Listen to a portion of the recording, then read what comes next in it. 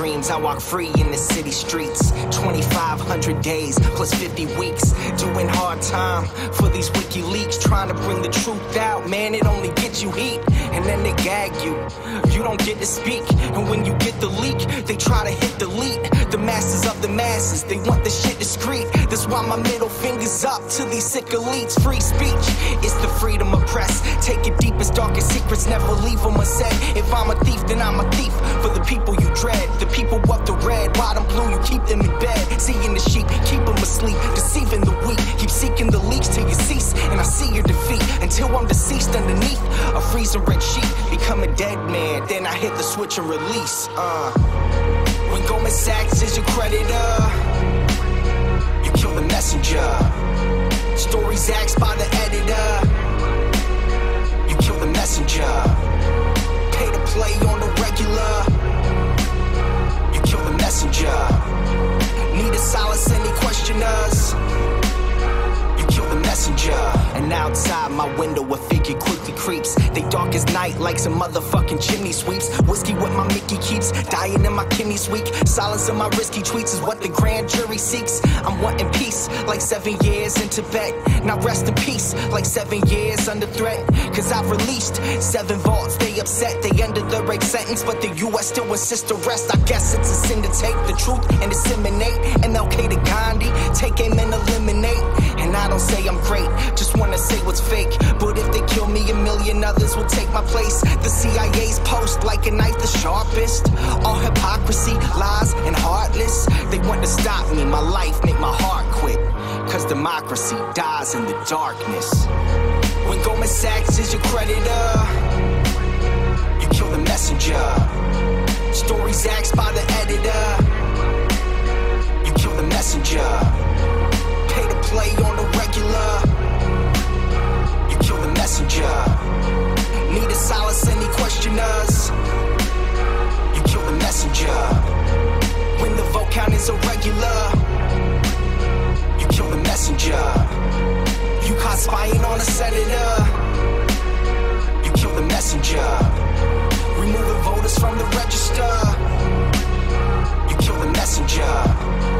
Need a solace, any questioners, you kill the messenger.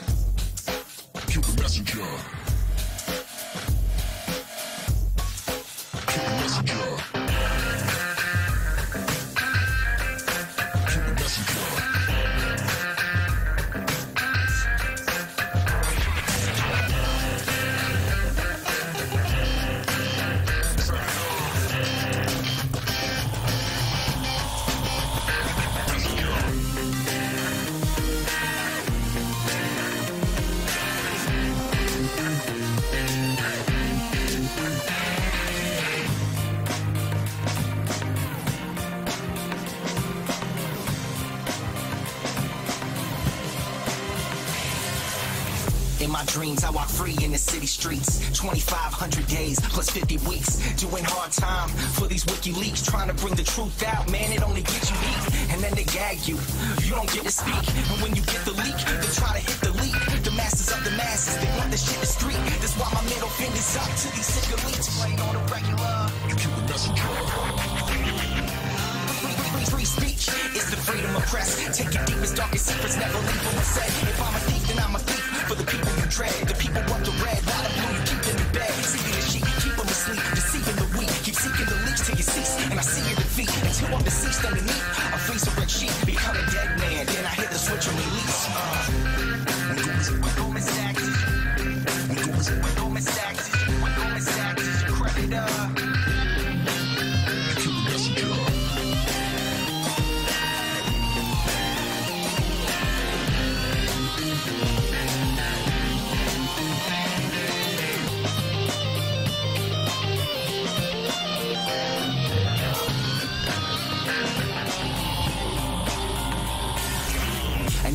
Outside my window, a figure quickly creeps. They dark as night like some motherfucking chimney sweeps. Whiskey what my Mickey keeps, dying in my kidneys weak. Silence of my risky tweets, what the grand jury seeks. I'm wanting peace, like 7 years in Tibet.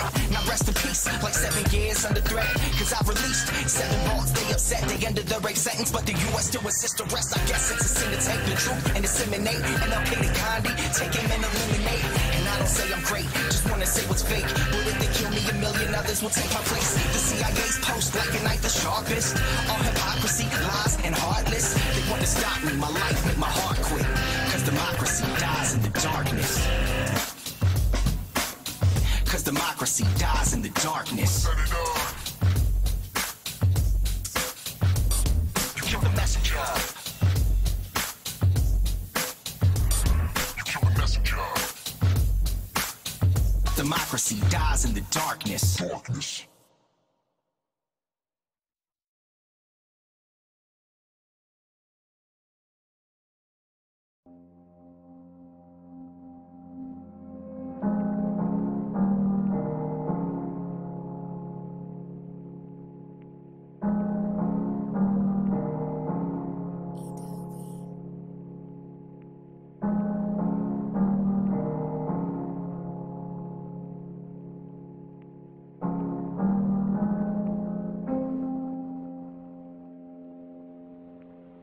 Feeling cold now, I got the heater on.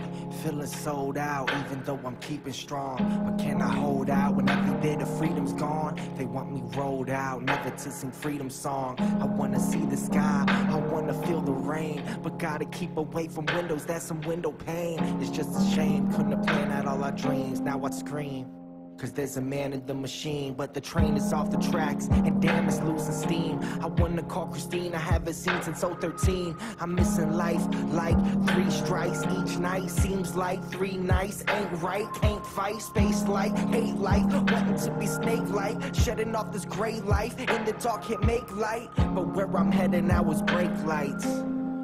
Where I'm headed now they break lights. Counting days like brake lights, feeling weight like brake lights. Had a great life, brake lights, brake lights, brake lights. Out of place like brake lights, in my face like brake lights. Counting days like brake lights, brake lights, brake lights. Sit here asking, what have I done? If these strings were cut, I'd see my son. And if I could just fly from this place, then I'd hold you in my love embrace. And if I could just speak to you now, I'd renew my vow and be in the now. Is this me in denial? Wanna remove stress from your brow and pay you back some way, somehow. But it's painted black, can see the way back now. But how's the house and how's your mom? I doubt the way the media portrays me makes you hate me. But to think you see that daily makes me crazy, that just ain't me. This is without a doubt going to be this generation's free Mandela movement. Every single generation must fight again the same battles that previous generations have fought. Brake lights, counting days like brake lights, brake lights, brake lights, brake lights, brake lights, brake lights, brake lights, brake lights, brake lights.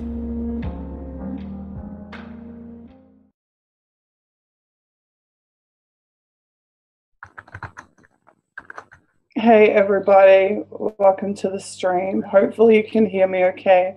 Let me know in chat if you can't, please. My name is Susie Dawson. I'm an activist, a journalist, and the president of the Internet Party of New Zealand. Thank you all for coming on pretty short notice. I wanted to do what we call a State of the Movement address because I haven't done one for a little while. And in a State of the Movement address, I like to just talk through recap where each part of the movement is at and what progress has been made across our various teams. Just double checking the audio is good. Okay, excellent. Hi everybody. Hi to the dozens of people who are already saying hello to me. I can see people from Melbourne and from the UK and across the world. Hi everyone. Okay, so we're probably just going to, in about half an hour, do a recap of where the movement's at and have a chat. And then we're going to move on into our WikiBeat session. So hopefully you all have heard the news from this weekend just gone. We held and hi BC Canada. We heard the news that there was a second attempted break-in at the Ecuadorian embassy in London on Monday, 29th of October. Can help smile at the messages you guys are sending me right now. That was pretty shocking. I reported that on contraspin.co.nz. I wrote a little article about that. If you haven't seen it, go check out contraspin.co.nz.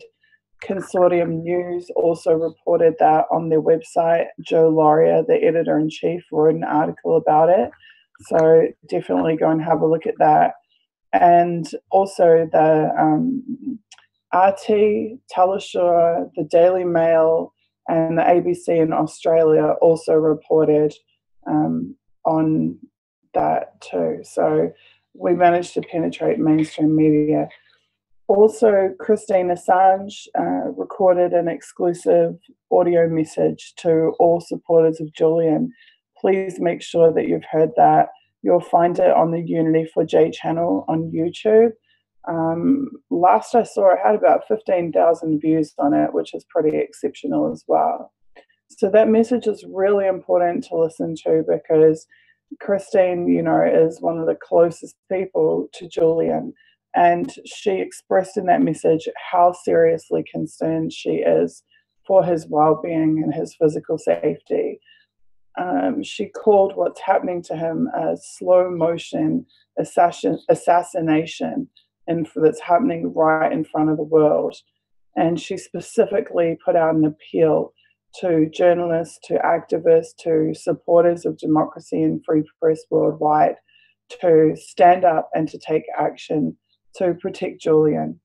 So if you have not yet, please, by all means, listen to her message, but also share it, because obviously it's being blacked out in American media completely. So it is up to us to spread her words as far and wide as possible. I would also ask that you share this stream link right now and let people know that we're live. Usually I go in at all the Discord channels. I haven't had a chance yet to do that tonight. So if you could please let all of our supporters know that we're live on stream right now. Thank you. That would be great. So just to recap the movement from the perspective of the various teams that are working, there has been a big uptake in Discord usage, which I'm really pleased about. We had a whole flood of new users join us after the appearances I did on Jimmy Dore. So if you haven't seen those, I did 4 segments with Jimmy Dore. They came out at the beginning of last week, and that brought a lot of people into movement, which is fantastic. So it's great to see the Discord so active. And the best thing, the thing that makes me the most happy is when you guys form new relationships with each other on the Discord and you independently take action. So last week we had Unity4J Day on Sunday just gone, and it was amazing to see people in Slovenia, people in France, people in various locations in Canada, people around the world just getting out on the streets and taking action to raise awareness about Julian's situation. I consider that the sign of a successful movement when we don't even necessarily schedule an event and events happen. This is exactly what we need. We need people to, as a result of their own conscience, to take these actions, spontaneous actions in support of Julian. So I want to really applaud the efforts of those people. I know there are others who've been making banners and mounting banners all over the place and doing a lot of great things to spread this message. So in terms of the various components of the movement, I see our Twitter account is up 40% following since the last State of the Movement address I did, which is amazing. They've put another couple of thousand followers on there. I see our Facebook account is up by 50%. And all our social media accounts are very active. And I'm really amazed at that. Our social media admin team are absolutely top notch and deserve so much credit. I think a lot of people assume that I run the @UnityForJ account. To be honest, I don't access it at all. None of those messages come from me. That's entirely our social media admins at work, ditto with our different platform accounts. So huge round of applause to those guys because what they're doing is incredible. I know our documentary team is starting to pull together and to work on the Unity4J documentary. That's really great as well. If you want to be a part of that, they're looking for people who are willing to pour through the 200-something videos of content on the Unity4J channel and identify the best pieces that they can include in the documentary. So yell out on the Discord server if you're willing to be a part of that team and to help to make that happen. That would be fantastic. I know that at the moment we have a ton of outreach going on. Kitty Hundle, who's the head of research, has now taken over the outreach accounts and is emailing organizations all around the world asking them to support this movement, unions and university student associations and all types of activism and religious organizations all around the world. So that also is fantastic. The comms team did a great job with our press release last week. That was really good to get that out. We will probably I think we should put a press release out very soon about the upcoming actions. So one of the decisions that was made, a group decision was made last week that we need to do something new in London.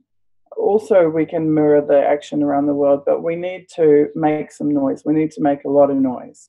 And we need to make it somewhere that is both going to be problematic for the powers that be so that they can't just ignore it, that is going to attract media attention.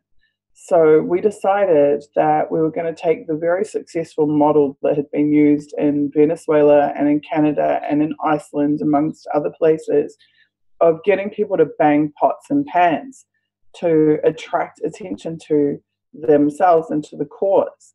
So what we asked is that people take photos of Julian's, posters of featuring Julian's face, and that they bang pots and pans and chant a very simple chant. And that chant was, "We are banging pots and pans because we won't let them kill this man."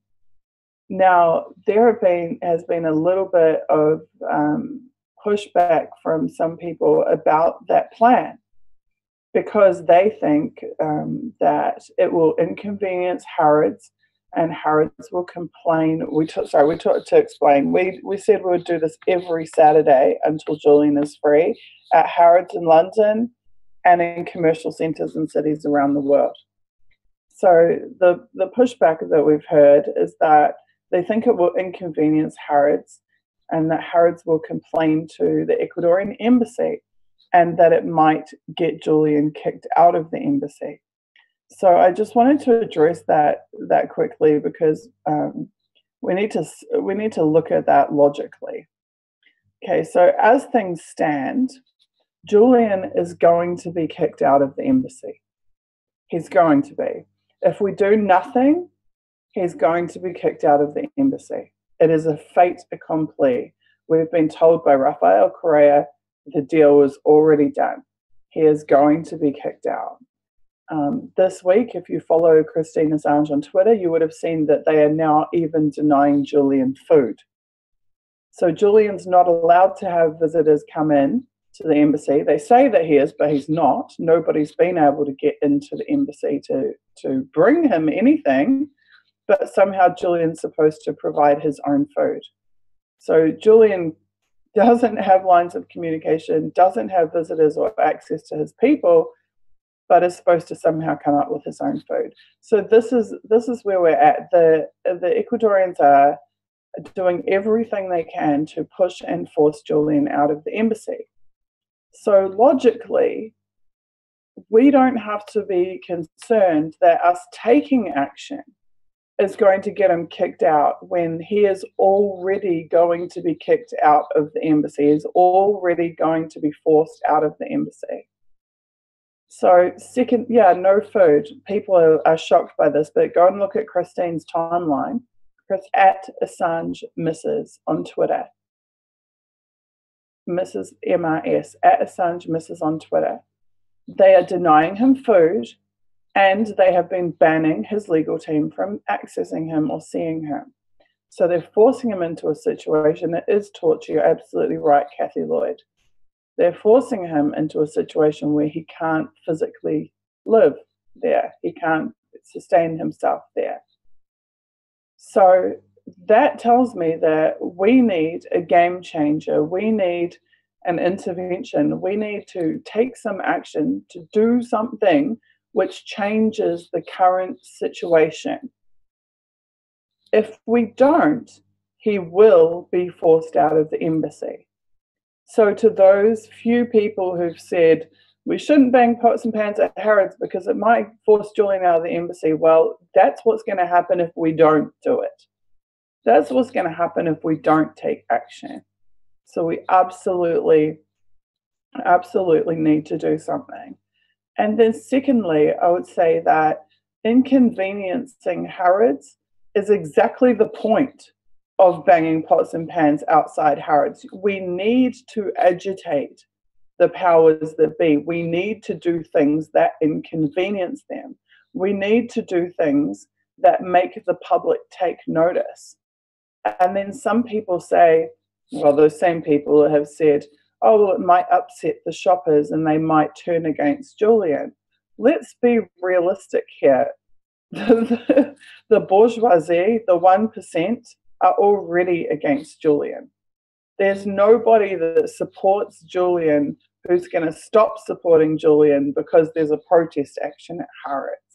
They're not going to stop supporting Julian because people are trying to bring attention to what's happening to him. The only flack or pushback we're going to get is from people that don't support Julian, not from people that do support Julian. So I personally think, and that also the protest tactic, this decision to hold these actions was not something that I came up with for kicks. It was something that was devised between Ray McGovern, the 30-year CIA veteran analyst who turned peace activist, and Christine Assange and myself and others all put our heads together to come up with this. So the purpose of protest is to be disruptive to the powerful, to discomfort the comfortable, and to comfort the afflicted. That is the nature of protest. So this is ideal to disrupt the comfortable 1% doing their Christmas shopping at an elite department store in proximity to the embassy is an ideal plan. Now, I'd like to just add one more thing about that, and that's that I am not at all wanting those who are already involved in the London vigils, those vigils have been going on for years now. I'm not at all wanting them to abandon the embassy and relocate to the Harrods actions. What we're calling for is for people who aren't involved in the embassy vigils to go and do the Saturday protest actions. So, and it may be that we need to do it more than just on a Saturday, especially over this Christmas period. So the other thing that I'd just like to point out about that action plan, Triana says, oh dear, you wouldn't want to inconvenience them. Well, this is exactly the thing, Triana, is that when I hear this type of pushback, it makes me know that we're hitting a nerve, that it actually will be an effective tactic. So I remember back in the days of Occupy, I'm always telling stories about Occupy because it's such what happened in that movement is such a classic example of these continuing threads that you see in other protest movements and actions. The methodology always mirrors itself. And back in Occupy days, we started with one very big occupation in my city in Auckland, and the saboteurs and infiltrators tried very hard to control that occupation. And so we began to decentralize the occupation. We set up a second occupation site, and then a third occupation site, and then a fourth occupation site. And each time that we created a new occupation site, it made it much, much, much harder for the saboteurs and the informants to try to control the strategic course of the movement. It became impossible for them, because then they had to somehow be present at and influencing 2 different groups, and then 3 different groups, and then 4 different groups. And I remember when we first proposed that we would set up an occupation right by Auckland University in a place called Albert Park. And the saboteurs went into total meltdown when they realized that we wanted to put an occupation next to the university, because they knew the university had thousands of sympathetic people in proximity to it, and they knew how much it would strengthen our ranks to have an occupation there. So they went around telling everybody that if we put an occupation there, that we would be bitten by rats, tree rats from the trees at Albert Park, or that we would be sexually assaulted at night time because of the homeless population, and just these most ridiculous things ever, one after the other, to try to prevent us from doing this action. And we went ahead anyway and set up the occupation there, and they told everybody, nobody will come, this is a terrible spot to have this occupation. And we set it up on the Friday with about 6 of us, and by the Monday morning we had something like 80 people. Like it spread like wildfire, and it was a massive success. So whenever you come up with a really great action plan, you're going to have people who are going to be saying, no, don't do that, don't do that, don't listen to her, don't be a part of this, it's all going to be terrible, it's going to go wrong, the sky is falling. The sky is falling. Well, the reality is, for Julian, the sky is already falling. The sky is falling right now. And what we're doing in trying to set up actions like this is to prevent the sky from falling. So I'm just asking you all to think twice when you hear these narratives. Oh, Harrods is a bad idea, or pots and pans is a bad idea, or whatever is a bad idea. You might want to think, who does it benefit for us not to hold protest actions at Harrods in the Christmas shopping period?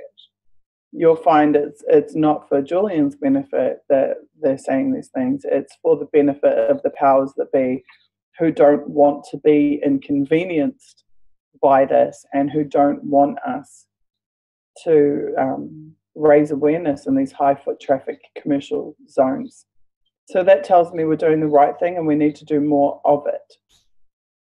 So you'll see we've got some custom graphics that have been made for those actions. You'll see them going out online. I can see so many questions from you guys, and I'd like to have a conversation with you and engage directly before we get into the work session. So if you've been asking, I'm watching multiple chat streams scroll at the moment, because we have a bunch of watchers on my channel, a bunch of watchers on Unique for J channel, and then I know there's another whole set on the Facebook and another whole set on the Periscope. So if you want to ask me a question, you want me to respond in the stream, could you type at Suzy3D, at SUZI number 3D, and then repeat your question, and I'm more than happy to answer your questions right now. So what I'm trying to say is we're going to go full steam ahead with these Saturday actions, but I'm totally into chaos theory in where it relates to the current situation for Julian. If you guys have action ideas, go and do them. You don't have to get permission from us. You don't have to work within the confines of our organization. You can take independent actions yourself. You are more than welcome to. And that's what I mean by chaos theory. This movement needs to build to a point where there is constantly things happening all around the world at all different times, all different types of tactics, and where we don't necessarily even know what's being done until it's been done. That's the key to success. We don't want to centralize the action planning. We don't want to centralize the support movement. We want to decentralize it. And that is the same way. There's a little thread on my Twitter today talking about people who don't like the Unity for J concept for whatever reason. I urge and encourage them wholeheartedly to go and start another support group for Julian, go and start another Free Assange group, another whatever, come up with their own model of how they want to do things, their own basis for doing them, and to do it, because that is going to be better for everybody. If there is 10 movements to free Julian, that is better than there being one movement to free Julian. It makes it virtually impossible for the security agencies to penetrate. It constantly increases the amount of resources they have to apply to subverting the movement. Okay, so someone's just said, Hoodie Woman Louisiana says, Susie, you need some demonstration hardened South Americans. Well, Ecuador has already been taking action, and that's a great example of what I'm talking about. The Ecuadorians aren't waiting for us to schedule a Unity for J Day or, call a pots and pans action. The Ecuadorian supporters of Julian yesterday were standing outside the presidential palace, banging on the metal gates with coins, and all you could hear is this ding, ding, ding, ding, ding, ding sound as they all smacked the gates with coins, and they were yelling and screaming, "Free Assange, free Assange, free Assange." I saw the video of that in the Discord. I approved it to go out on all platforms, so hopefully you will have seen the video that I'm talking about already. But that's a perfect example of where a group of Julian, someone saying, God bless them, I agree, God bless them. And they're doing so under terrible circumstances because their entire Supreme Court has just been fired. Their journalists are being jailed. The members of the previous government, Korea's government, are on hunger strike in prison. They are under much more terrible circumstances than most of our supporters who are in the West. And they're out there doing it. So they're not waiting for permission. They're not waiting to be told. They're not waiting to follow someone else's lead. They're just doing it. So that, more than anything else, that's my primary message to you guys. Take action. Don't wait for permission. Don't follow me or Unity for J or anyone. You can do it yourself. You can grab 2 friends and go and do something spectacular. I remember with TPPA No Way, someone took a lawnmower and went to this big hill, Mount Wellington, I think it was, hill by the motorway, a major stretch of motorway, and they mowed the message, the hashtag, into the side of the hill, so that literally hundreds of thousands of people driving past could see this hashtag on the hillside. So this is, I'm just giving you examples here, but someone said before, do we have money? Do we have funding?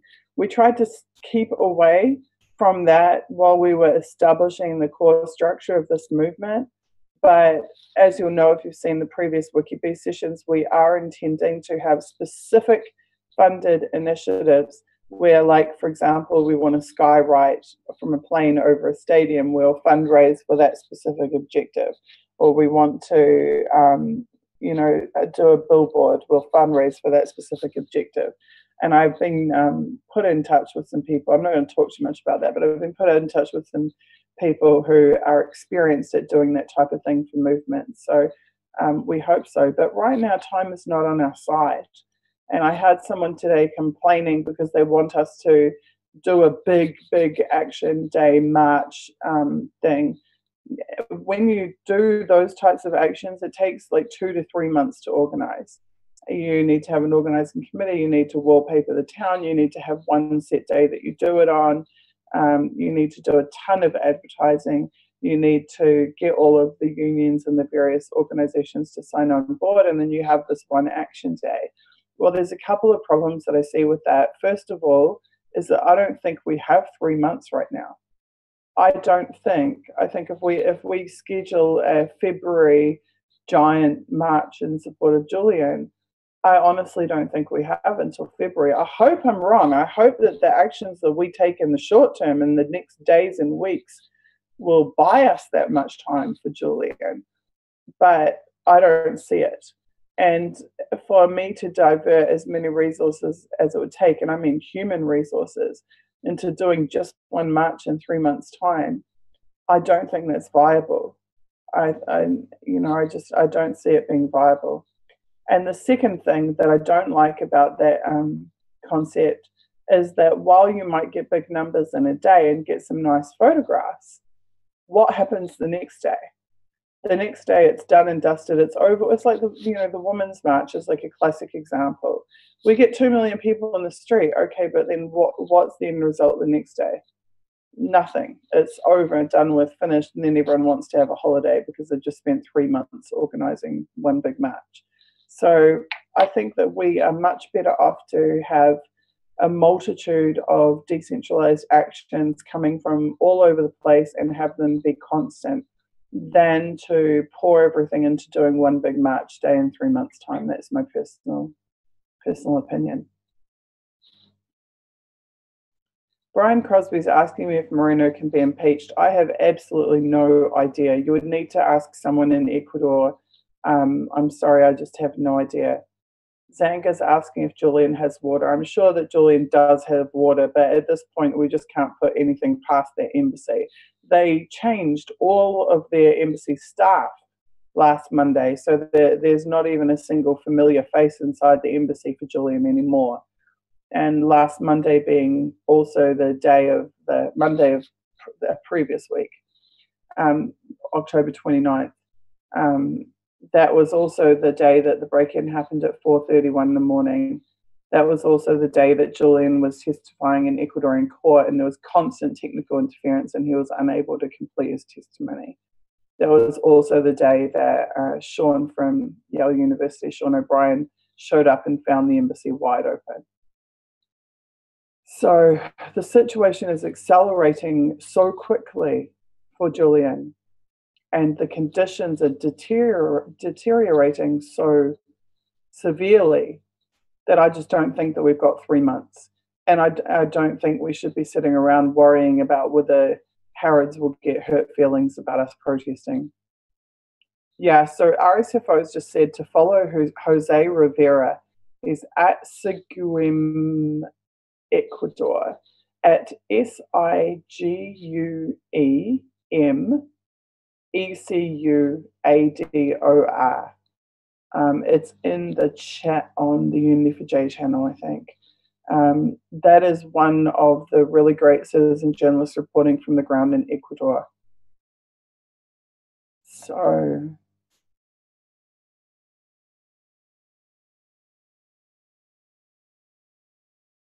okay, sorry guys, I've missed so many questions. Just please tag me if there's something that you want to ask about. So, I feel like we've passed the point now where we can just do one online vigil a month. I feel like both the online and the in-person pressure need to be constant and on a daily basis.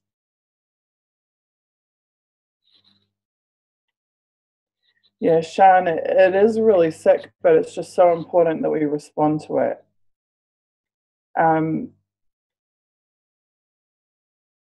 Oh, good. Jose Rivera is on the YouTube chat right now. Fantastic. Fantastic. There's also Love Alero. I'm not sure how to say it. There's a number of Ecuadorian citizens who are active in our Discord and who are absolutely brilliant at bringing us current news from what's going on inside of Ecuador. And analysing legal documents and translating things. That's something else I want to talk about. Our translation team has been producing such high quality translations that you see even Julian Assange account, which is now at Assange Defense, the old at Julian Assange account, and WikiLeaks have been tweeting them out as unofficial translations. So the work that you guys are doing in our translations team is truly beneficial and truly helpful, and I'm really proud of what you guys are doing in there. And I've seen translations of memes and social media content. I've seen translations of articles, both English to Spanish and Spanish to English. And I've seen translations of transcripts of YouTube content and other things. It's just absolutely fantastic what's happening in there. It's really amazing. If you're watching the stream and you have not joined our Discord, you can by going to unity4j.com/Discord.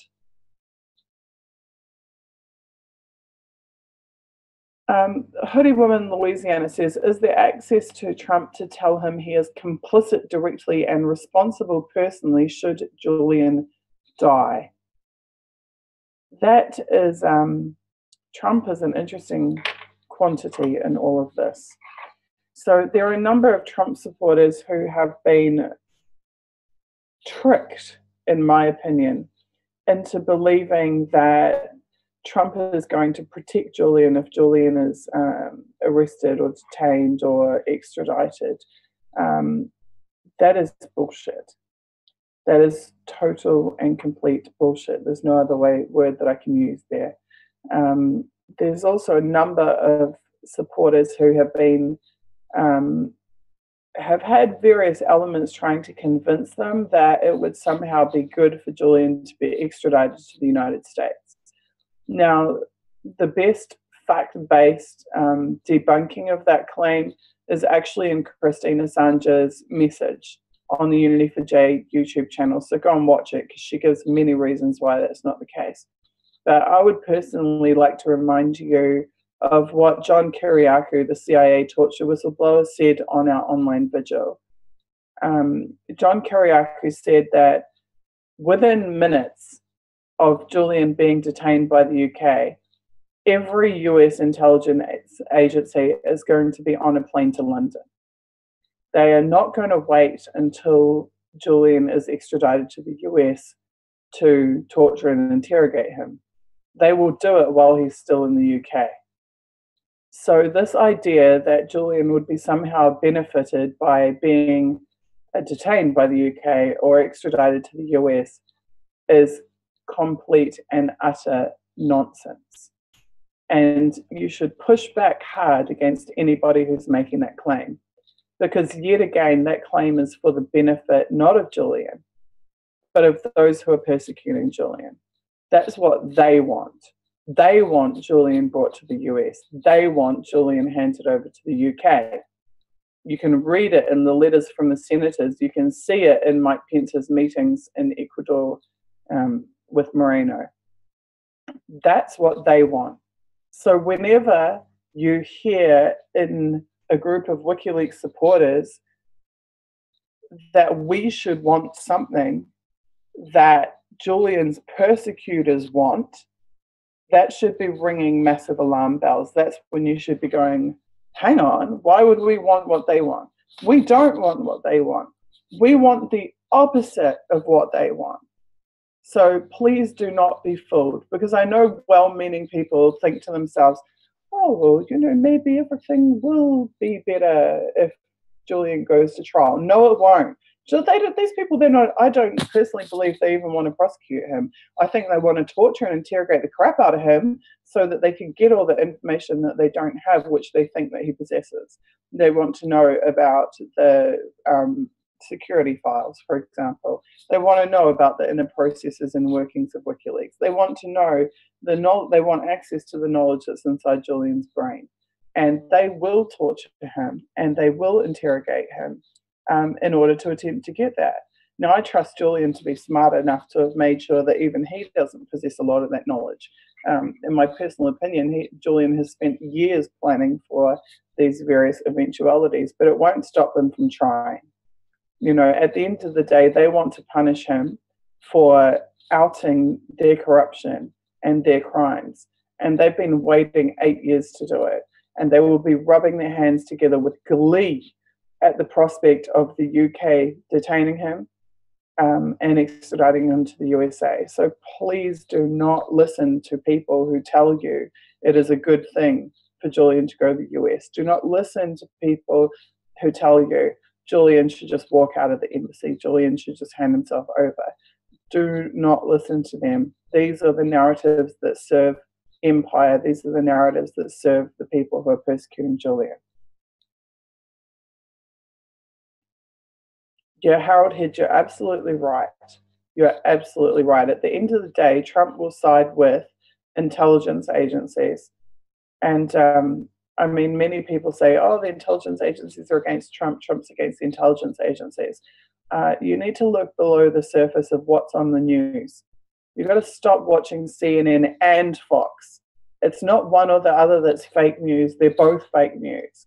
Trump, one of the first things he did when he got into power was increase the ability of the CIA to autonomously run drone operations and decide who they assassinate around the world. Okay, Trump just got them another $700 billion for more war. Trump is fully complicit with the system, the murderous system that Julian's life work opposes. Trump might have thought the releases on Hillary and the DNC were politically convenient and hilarious. But Trump did not think the Iraq war logs, the Afghanistan war logs, the GI Stratfor leaks, every other publication was hilarious. Trump was outright for the death penalty for Julian. So anybody, Brian Crosby is saying QAnon is spewing that propaganda. Absolutely. And why are they doing it? They're doing it to disempower people. They're doing it so people, because I mean, think about it. You got two options, right? You can either go, oh, maybe everything will be okay, and therefore I don't have to take any action or inconvenience myself. Or you can go, shit, crisis time, we have to take action, and you have to get off your butt and do something. Like, it's very comforting to think that you don't have to do anything, but the reality is we do. We do. We have to organize. We have to take action. We have to fight. And at this point, I don't really care how that happens, and I don't care who's doing it. Okay, I don't want people to wait for me to say, go and do this, go and do that. I want people to, of their own initiative, go and do it themselves. You come up with a good idea, go and make it happen. You know, I said today on Twitter, that's what makes the world turn, and it's true. People who get off their butts and go and take action is what makes this world turn. Not sitting around and waiting for someone to tell you.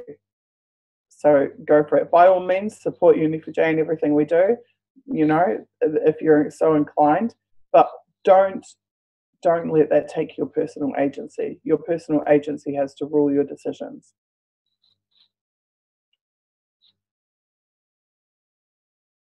Stephanie Marsilia says, until there is a shred of evidence that Trump supports the First Amendment and Julian Assange, it's naive to think he has a plan. Well, even if he had a plan, John Kiriakou saying those intelligence agencies are going to be on the first plane to the UK, you know, that's the reality. We don't have time on our side to be just trying to do one big march in 3 months' time. We won't have time on our side to wait for a trial. If Julian is in custody, a trial will be a show trial, as Christine Assange said, but it will take years to even manifest at all. This is a fight for Julian's life now. This is a fight for his life, and we can't afford to lose it. We really can't afford to lose it.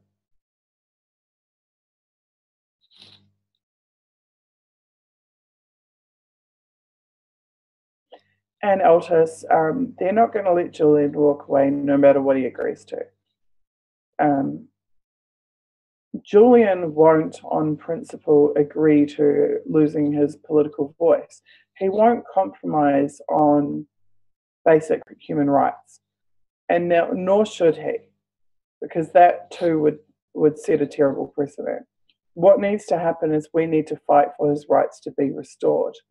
We need to do it in a myriad of ways and all over the world and en masse until they're forced to listen.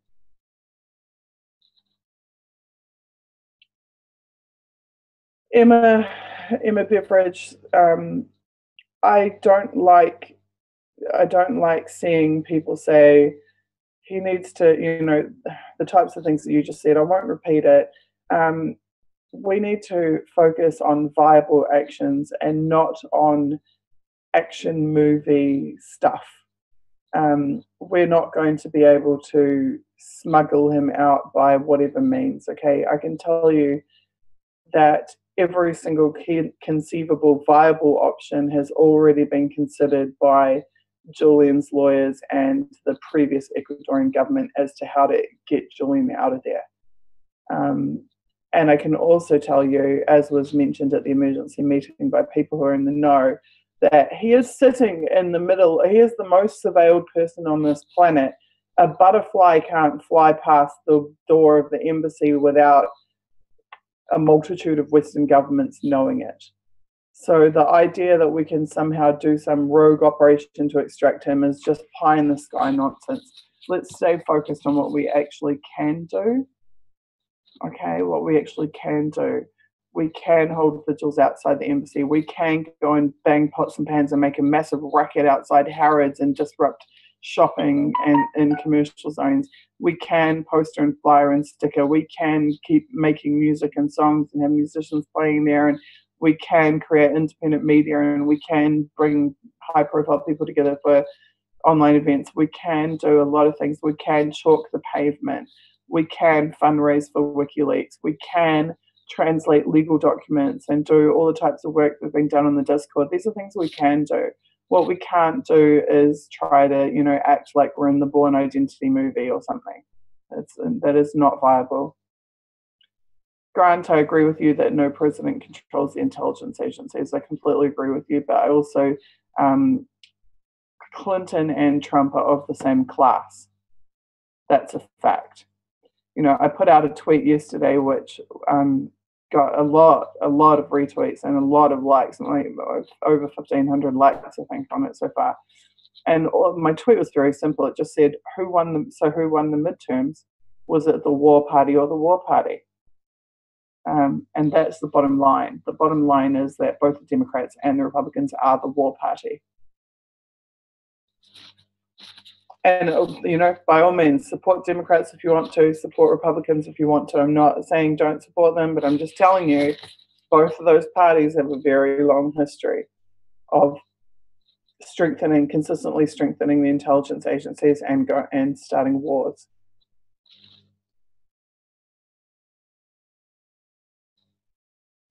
Hope K, you're absolutely right. Hope says we've done a lot and it's amazing, actually. It's so easy to forget that Discord has only existed for 3 months. Maybe, I think, 3.5 months now. 3.5 months ago, our organizing platform didn't exist. And since then, we have produced God knows how much content, how many events, hundreds of pictures and graphics and hundreds of videos and songs and music and podcasts, and we've even got merchandise in the official WikiLeaks shop. We have done so much, so many statements and translations and so much research and so much outreach. But we've only just begun as well. This really is just a start, and this is something else. There's another conversation I really want to have with you guys. It's really important for me to have with you guys, and that's that I never intended to front this movement. Ever.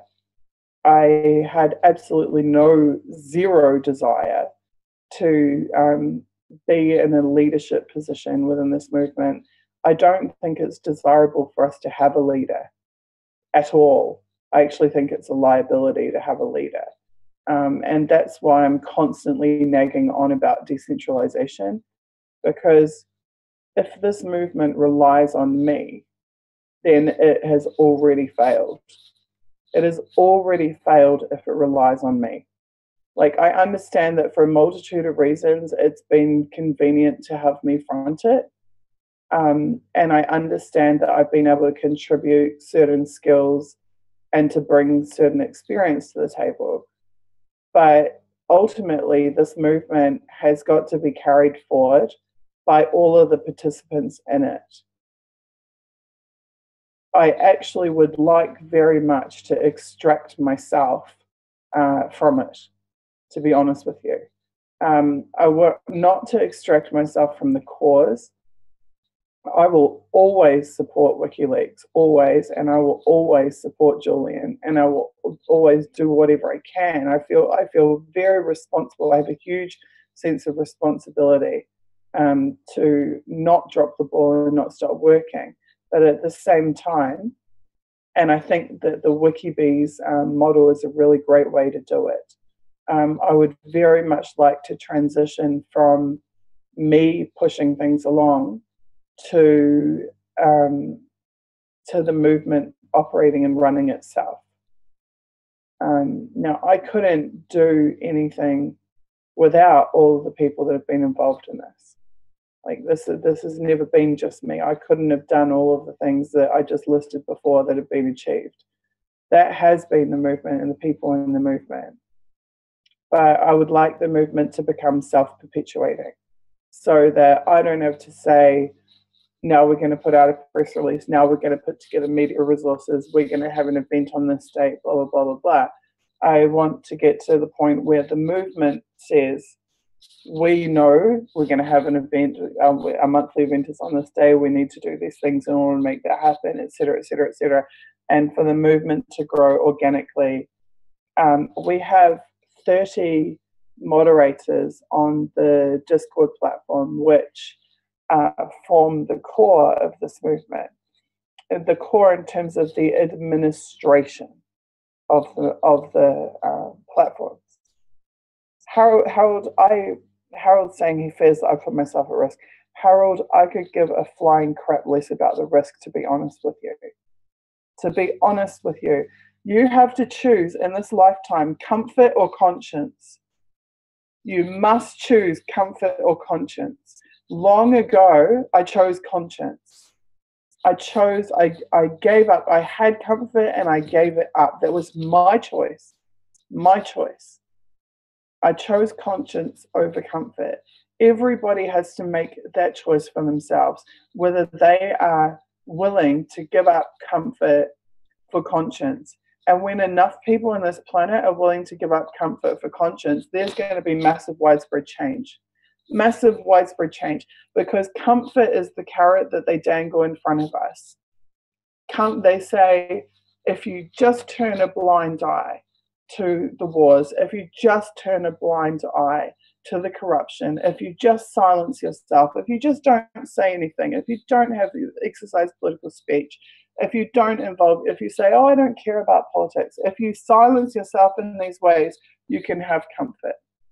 You can work in a corporation, you can have some money, you can live in your little house and have your little car.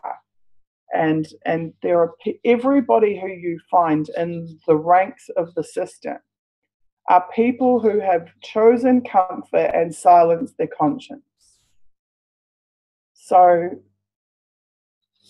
don't worry about risk to me, because I chose conscience over comfort. That's what in New Zealand we call it mana, okay? In New Zealand, the way that you feel about yourself and the decisions that you have made and the actions you have taken and the respect that you have for yourself and your integrity, this is your mana. Mana is, as many other things, it's also community prestige bestowed upon you by your greater community at large and your extended family and your society as a result of those same things that I just said, the choices that you made, et cetera, okay? My personal mana is derived from my choices and my choice to fight for what is right and to not be silent instead of being comfortable. So that's my choice. So don't feel sorry for me and don't worry about me. Because Serena Shim said you should rather die on her feet than live on her knees. Okay, that's the choice I made. I will not live on my knees. I will not be silent while watching the world get destroyed. I will not be silent. And this is this is also a mantra of the Occupy movement. I will not be silent. I will not take your money and some physical comfort and silence my conscience. So, but everybody has to make that choice for themselves, and everyone has different breaking points, as to how much they can tolerate. how much injustice they can tolerate before they make that same choice. But never ever take action out of fear, because this is the other thing I've tried to explain before. That fear is the core weapon of these agencies. They make you scared you'll lose this, scared you'll lose that, scared you'll be discomforted, scared you'll lose friends, scared you'll lose reputation, scared you'll lose money. Fear is, I just said before that comfort is the carrot, fear is the stick. So they dangle the comfort in front of you, that's the carrot, to corrupt you. And fear is the stick that they use. So that they beat you with. They want you to be afraid. When you let that go, when you let the fear go, and you act on your conscience and what is inside you, you are free. You are free. So don't, and when you're studying the narratives and what people are saying and how they're responding, any narrative that is fear-driven, for example, oh, but we might piss off Harrods and Harrods might get upset and they might go and complain to the embassy. This is a fear narrative. It's a narrative of fear. That is either derived from the system or derived from those who are still controlled by the system. The narrative that we have to embrace is the narrative of conscience. And the narrative of conscience is, we will not let them take Julian. We will not let them kill Julian. We will take action, and we will be the element of change. We will change the outcome of the situation. So that's what you need to listen to. You need to ignore the fear narratives and always keep your eyes on the prize. Always keep your eyes on the prize. Never, ever be deterred. Why are we here? Because we care about Julian. What do we want? We want Julian free. How are we going to do that? We're going to rise and be his voice. We're going to take action. We're going to make noise.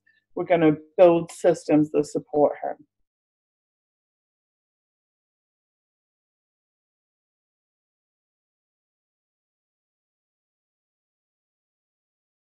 Emma Beveridge, I didn't think your idea was bad. I thought that your idea was unrealistic, and I've seen a lot of people say similar ideas. So, like, we should do a guerrilla operation and blah, blah, blah. To me, this is not viable, okay? We're not all going to get dressed up in black and have some secret weapons and spirit Julian out. This is unrealistic thinking or talking. But what we can do is use tactics that are proven protest tactics from other movements and other locations around the world. And we can follow the model of mass movements that have been successful, such as the Free Mandela movement. And how you do that is by outreach and by sustained action and by democratic and peaceful means. You get a much better response.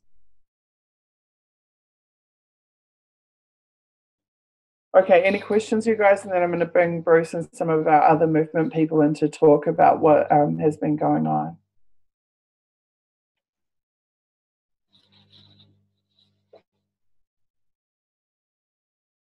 KM, can you please answer my question regarding clergy? You are by Harrods. Clergy does have medical training. Okay, I'm not sure entirely what that question is there. Can you repeat it for me, please?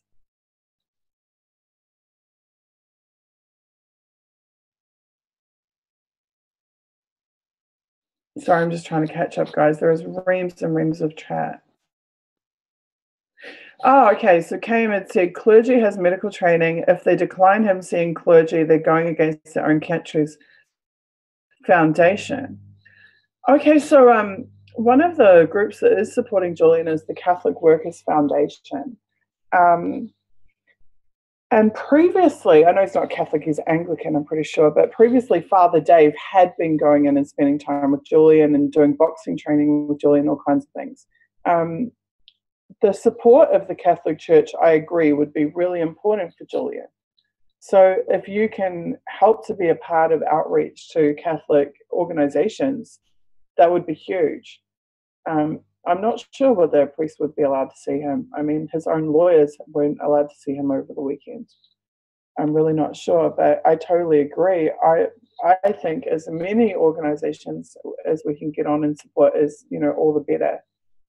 Particularly, I don't think you have to be religious to want religious people to be a part of supporting Julian. And someone says, can we get the Pope to intervene? This is an idea that's come up time and time again. And I think the answer is that I can't get the Pope to intervene, but all of us can probably get the Pope to intervene.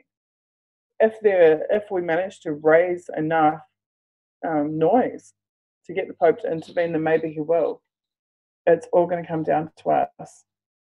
Oh, wow. I've just been told that Jose from Ecuador is here and wants to speak with us here on the stream. Fantastic. This will be the first time that we've had someone from Ecuador on the panel.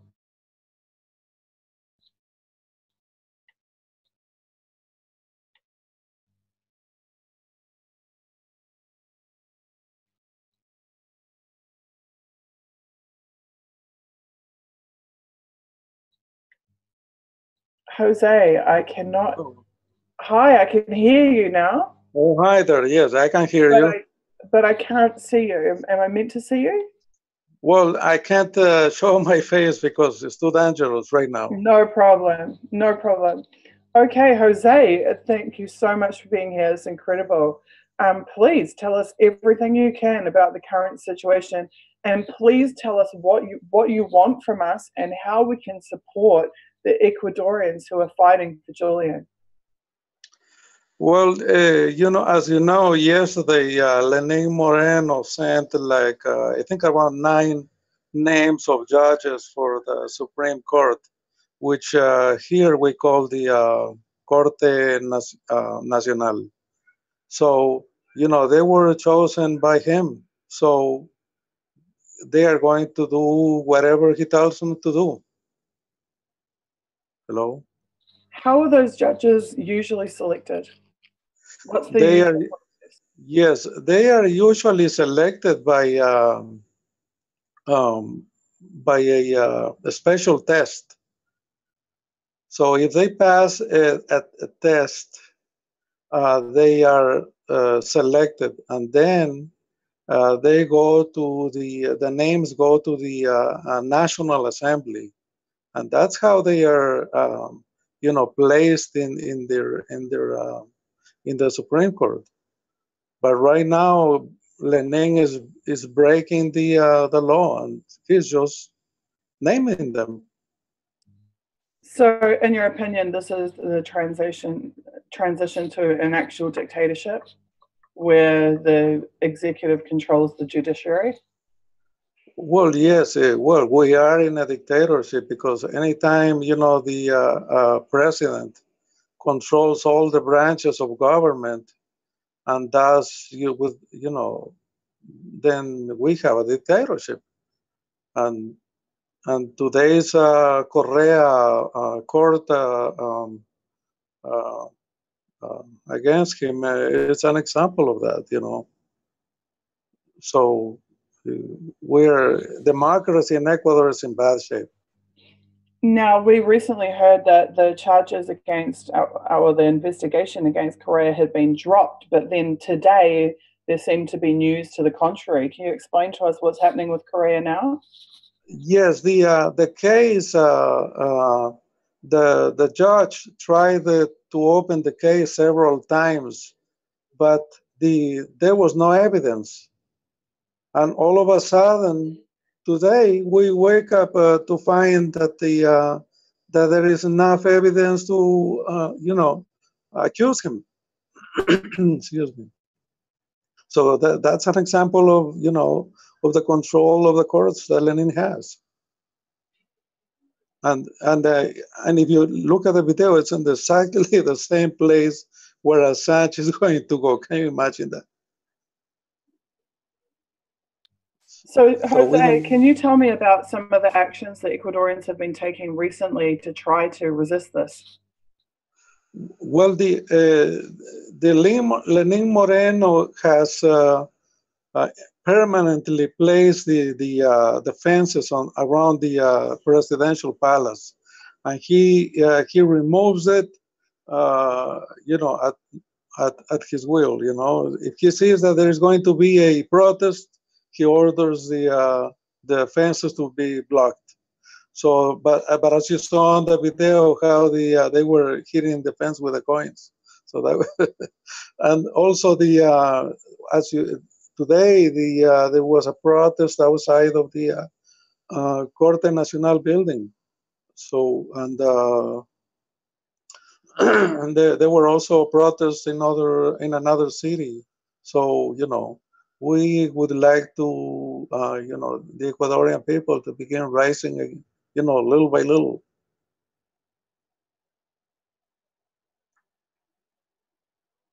I'm just furiously retweeting at the moment, Jose, to try to let people know that you're on the stream. Can I ask every single person who's watching, can you please go to Twitter, go to Facebook, go to every social media platform and pass people the link to the stream?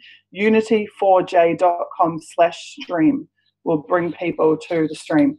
Let them know that this is happening. So, Jose, I haven't seen any mainstream media coverage of the protests of Ecuadorian people against Moreno. Has there been any?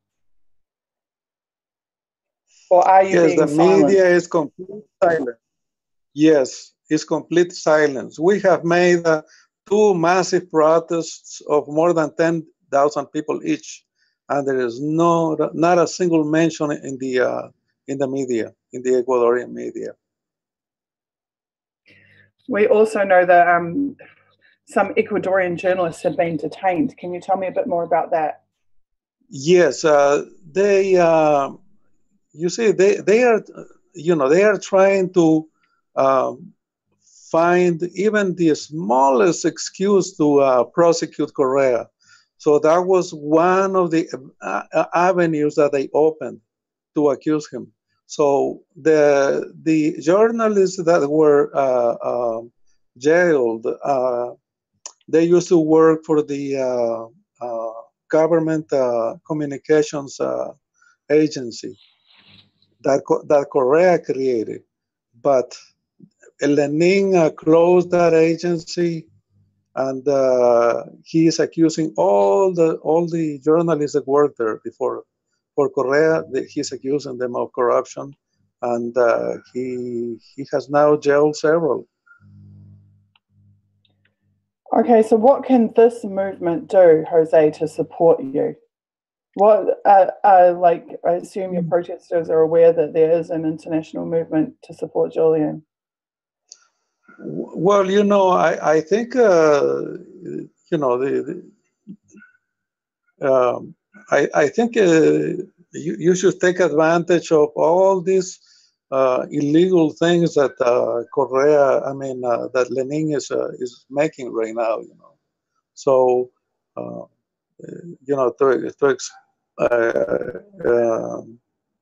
to try to take advantage of that.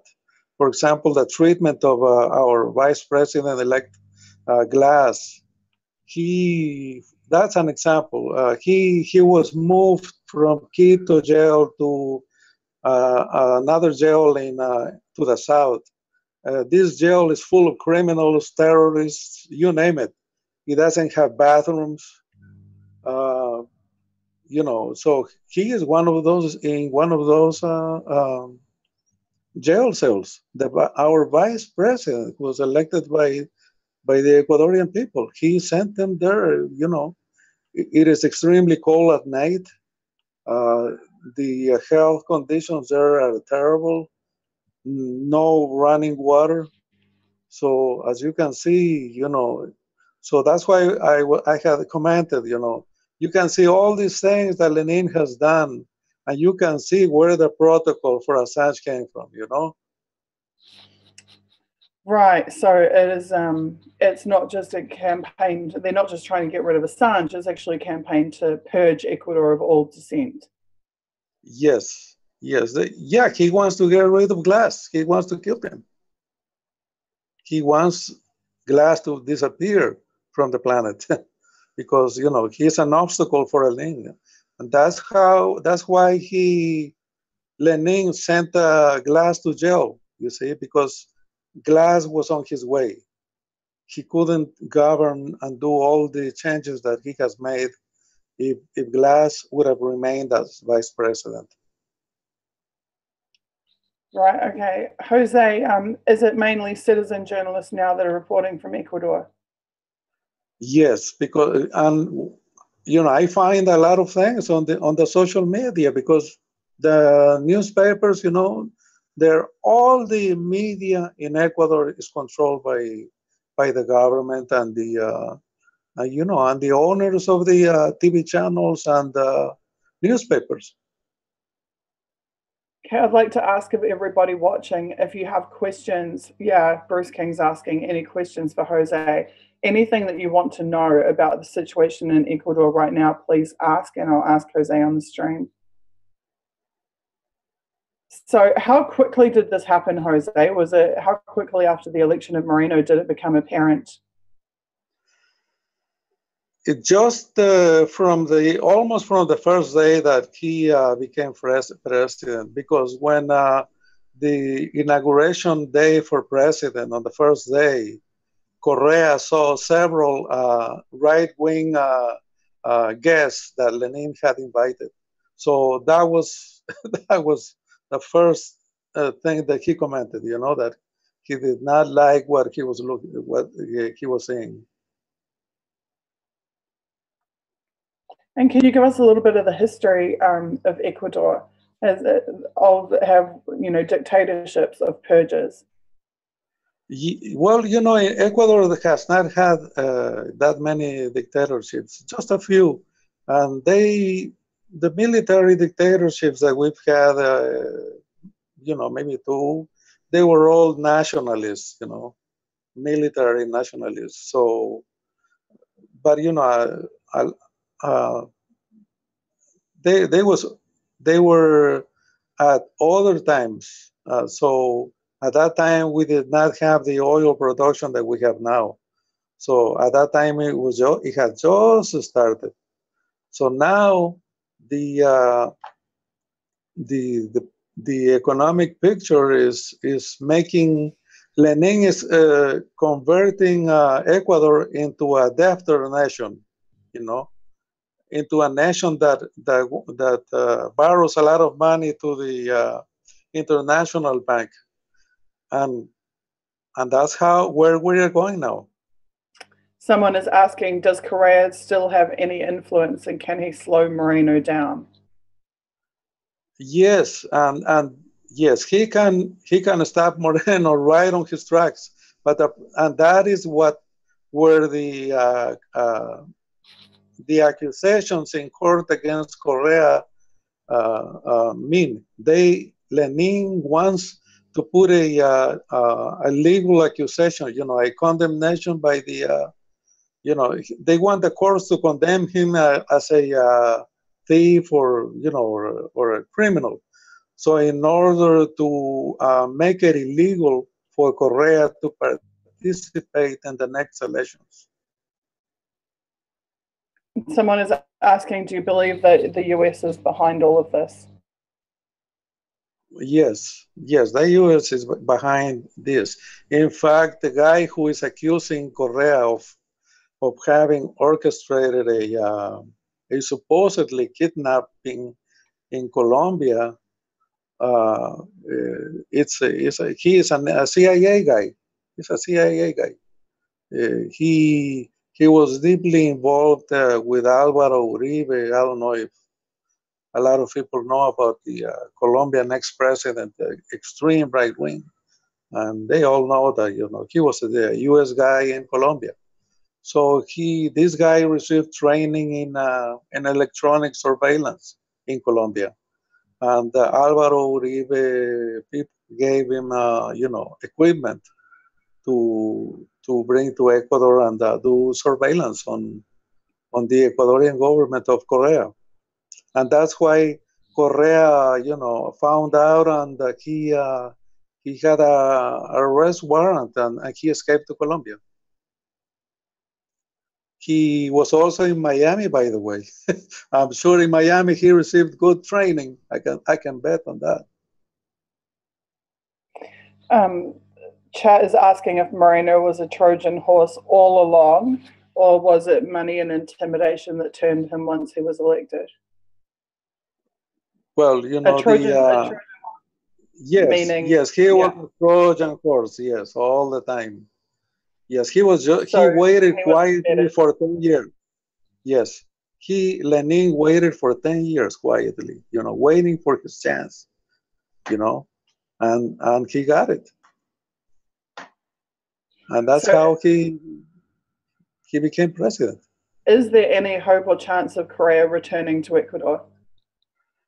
If he is sentenced by a court on criminal charges, the law will make it illegal for Correa to participate in the next elections.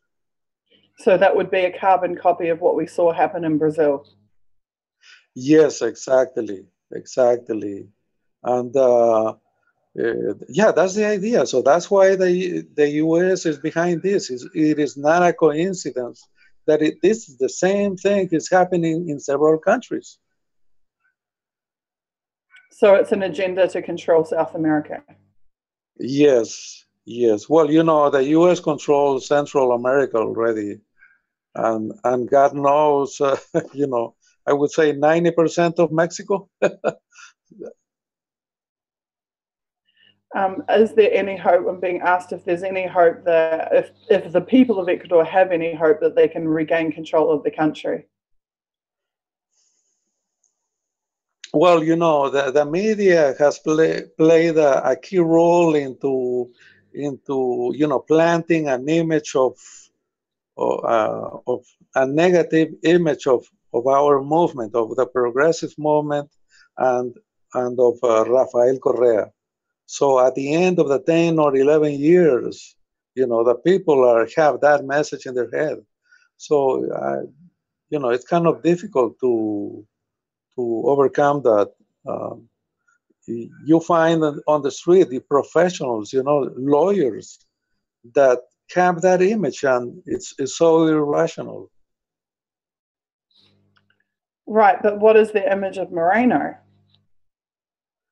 Well, you know, he used his image as a you know, as a handicapped person. I respect all handicapped people. My son is handicapped, so but he's using that image, you know, to push his agenda. It's a media thing, you know. Right. So the media are they reporting on, you know, what he's done with the Supreme Court judges, etc.? They are reporting it as a normal event, you know. They are not questioning the legality of the naming of the Supreme Court judges. They just put on the paper, you know, the following names of the judges were, you know, submitted to be approved as a Supreme Court judges. Is there yeah? Is there any opportunity to impeach Moreno? Can he be impeached? Well, the National Assembly is controlled by the right wing. Because Lenin Moreno has like about 60 or so votes, and the rest of the right-wing media politicians, you know, have the rest of the votes. Our party, has around 17 votes. So there are about 140, 141 legislators in the National Assembly. So you can add the votes, you know. We don't have the votes. So the right wing holds the balance of power. Yes, exactly. And Moreno entered into a coalition with them. Well, you see, my theory is that the right wing, the elites they are using Moreno. So once they have a control of the power, they will just, set him aside, and they will use their media, their media that they own uh, to attack Lenin later. And yesterday, the CNE, which is the electoral office of the government that controls the voting system,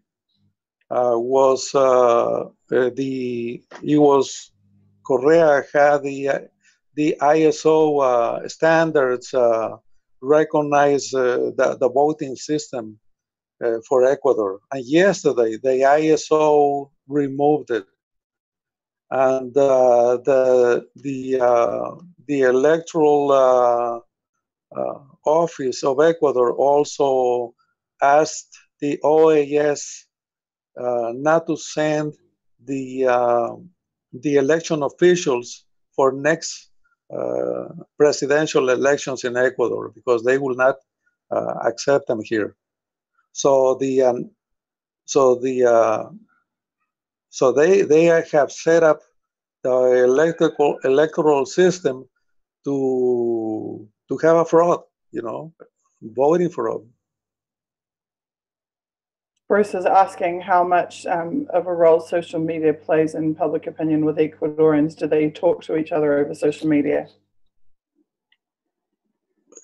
Well, it's divided, It's divided. I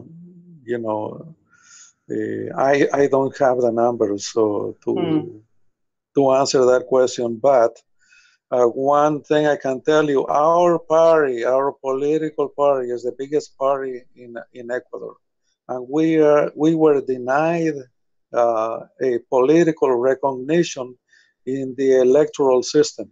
We don't have a party. We don't have a political party to participate in next elections. It's so reminiscent to me of the situation in Brazil, because they're pretty much everything you're telling me mirrors exactly what's happening there. The media situation, the presence of the right wing, the fact that the largest political party and largest political base of support is in fact the left, but that they are shut out of the presidency and shut out of control of the National Assembly. Yes, well, there was an electoral fraud there too, because you got to remember, just 3 months before, Lula da Silva had a 30% acceptance for being as president, and Bolsonaro, who is the president now, he only had 17. Now, can you explain? Can we ask ourselves how the hell did Bolsonaro, got 50% or so? It's impossible. So there are rumors of big fraud, electoral fraud in Brazil. Yes, there seems to be a recurrent theme even in the Western nations, where, for example, Debbie Washington Schultz this week in Florida.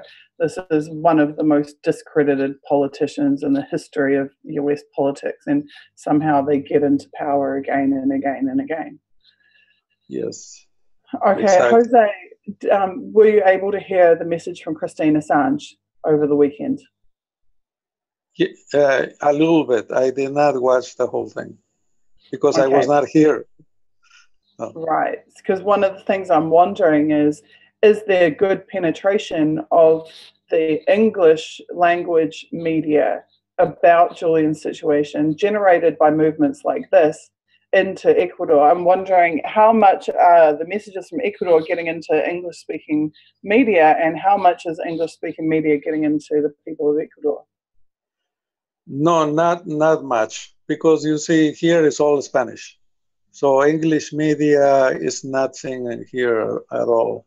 When I have gone out to protest, a few people recognize Assange's face, So, Assange is, a lot of people don't know who he is. Or, other times they see the picture of him, but they don't know exactly, the details. It's just incredible to me that can be the case. I completely believe you, but it's remarkable that that's the case. So that's making me think, what can we do better in order to get those messages to them? For example, I think that every Ecuadorian should be able to hear the message from Christine Assange. How do we get that to them? I think I saw on the Rafael Correa tweeted about the Mrs. Assange message, but how many people are going to watch that message? Because as you know, you put a message in Twitter, and in a few seconds, it's already gone down the message list. Timeline, right? I didn't know that Correa had tweeted about it. I'm going to check that out right now. So yeah. I think that we need to pretty urgently get a Spanish translation done, a Spanish voiceover of Christine's message. Now, where are the best places on the internet for us to get that message to the Ecuadorian people? Yes, well,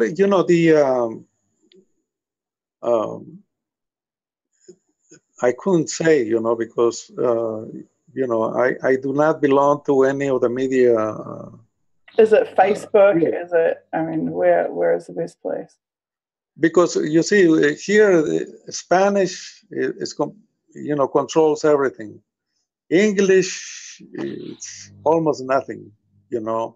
Almost nothing. Because I can tell you from the reactions that I've had on the tweets I made, maybe one or two people has reacted to my tweets in English. So it's not that widespread. The Assange name in social media. Only my comrades in my party know who he is. Right. Okay, I'm looking at Correa's timeline. I don't yet see the message from Christine, but I see he has been tweeting a lot of videos of protest action in Ecuador that yes. I hadn't seen, which tells me that the vast majority of what's happening there we are actually unaware of. Now, how useful is RT Spanish? I know they must broadcast in Ecuador, right? The RT Spanish channel?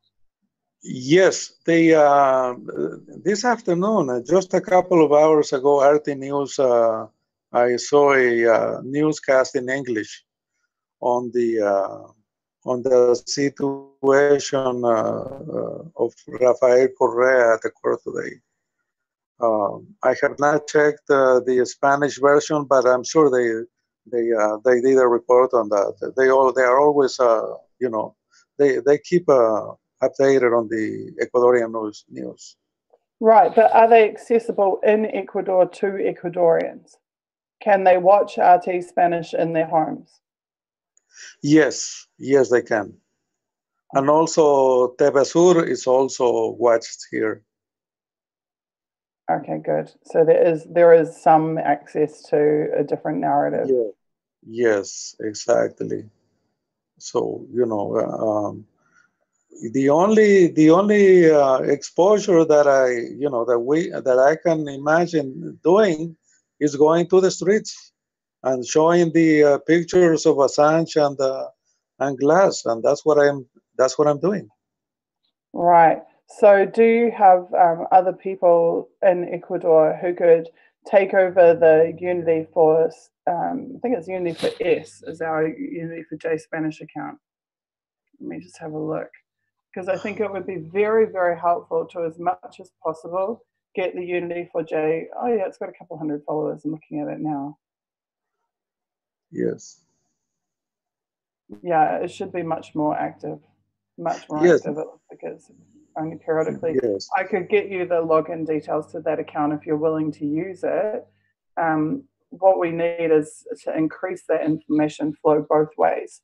so that our English content is being translated into Spanish for the Ecuadorian people, and so that Spanish content is being translated into English for us, so that we can have a better understanding of what's going on down there.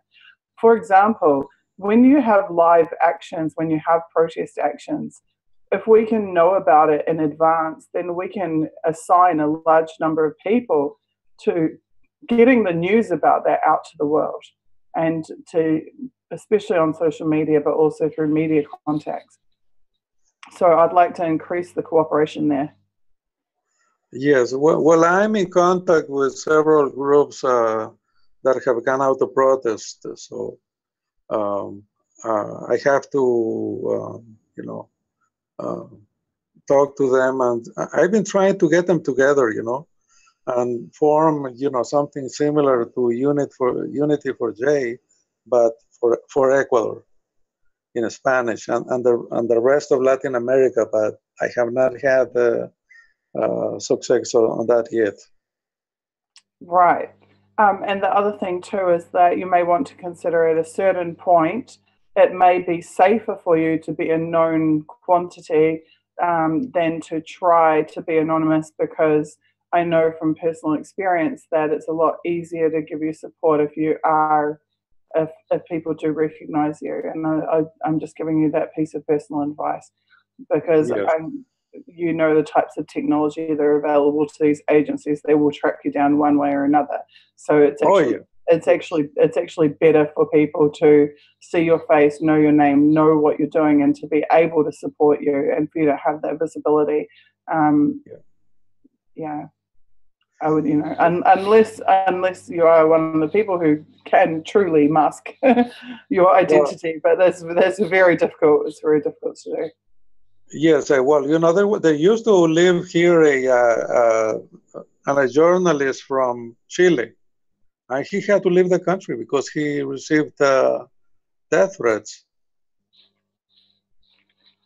It happens too often, and even in Western countries.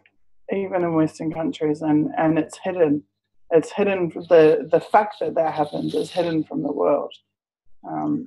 Yes. I know of a number of Western journalists who have been killed, and the Western press organizations will not list their names, will not report their names on the Freedom of the Press registers. They don't include their cases. They just pretend it never happened so that they can keep up this image of there being free press in the West, but there isn't free press anywhere on this planet. I think maybe Iceland or something is about it, but anywhere else. I mean, we've had Australian journalists killed in Indonesia. We've had New Zealand journalists killed in Turkey last year. We've had everywhere. So I totally understand, and it's a horrifying thing that we have to operate in those conditions, and we have to continue to fight. And the only way that we really can overcome it is with the support of the general population, with the support of the people. Okay. Yes. Jose, oh, sorry. Yeah. Go ahead. Yeah. Here they will kill you right outside of your door here. Yeah. That's how it is here, you see. I understand. In the West, they generally try to make it appear to be a suicide, or make it appear to be an accident or an illness, or some kind of cover. Generally speaking, sometimes they don't. Sometimes, if you're Michael Hastings, they just blow your car up in the middle of the Los Angeles Boulevard. But most of the time, they try to have a cover story for whatever it is that has happened. Yes, exactly. But I understand, particularly in South America, that they don't even bother with such niceties. No, they don't. They just kill you, and that's it, Yeah. What messages, are there any messages that you would like to get out to us? Anything else that you would like to say to us? Well, yes, we are at your service. So, and I mean that sincerely. Anything that we can do that you want us to do, please tell us. Yeah, I think it's very important that you establish contact with our leaders. Rafael Correa, he is the main one because he is the most powerful politician in Ecuador. So he has a lot of, he has a lot of weight. So he is one of the persons that you should contact. What do you want from Korea? Well, no, you as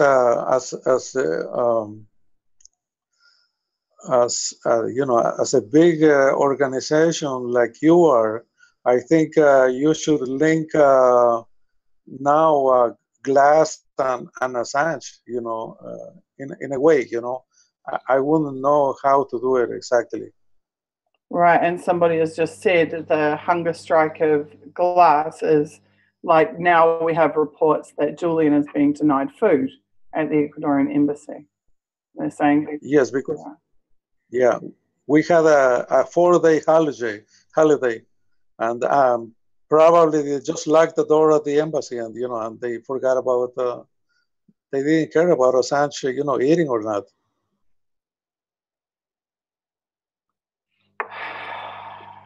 I can't express the rage that makes me feel. It is absolutely horrific. Yes. Okay, yes. so all I can. Oh, now this the protest where they were banging the coins against the presidential palace gates. Can you tell me a little bit about that? Well, he has these metal fences that he has them in permanent place, because they have spies, and they know when someone is planning a protest, they right away put them, and they circle the whole palace. They close all the streets around the presidential palace so that no one goes in there. So it was a planned protest then? Yes. They know when there is going to be a protest at the presidential palace, so they are kind of waiting for them. They just close it with fences, and that's it. Right, because it seemed an interesting tactic to me that they were banging the fences with coins. I thought it was brilliant. It was actually brilliant. Yes. The policeman was telling them not to push the fences, but the lady was telling him, "We're not pushing the fences. We're just hitting it with coins."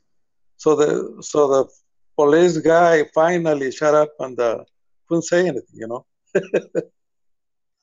And it made a great amount of noise, which was brilliant. All these coins hitting it was a huge amount of noise. Yes, exactly. Okay. So, Well, Jose, you are welcome on this stream anytime that you ever want to come on and talk to people. And like I said, we're at your service. So anything that you can think of that we can do to help, we absolutely will. We absolutely will do so. Yeah, just contact the big man, Rafael Correa. He's the guy who can do a lot of things.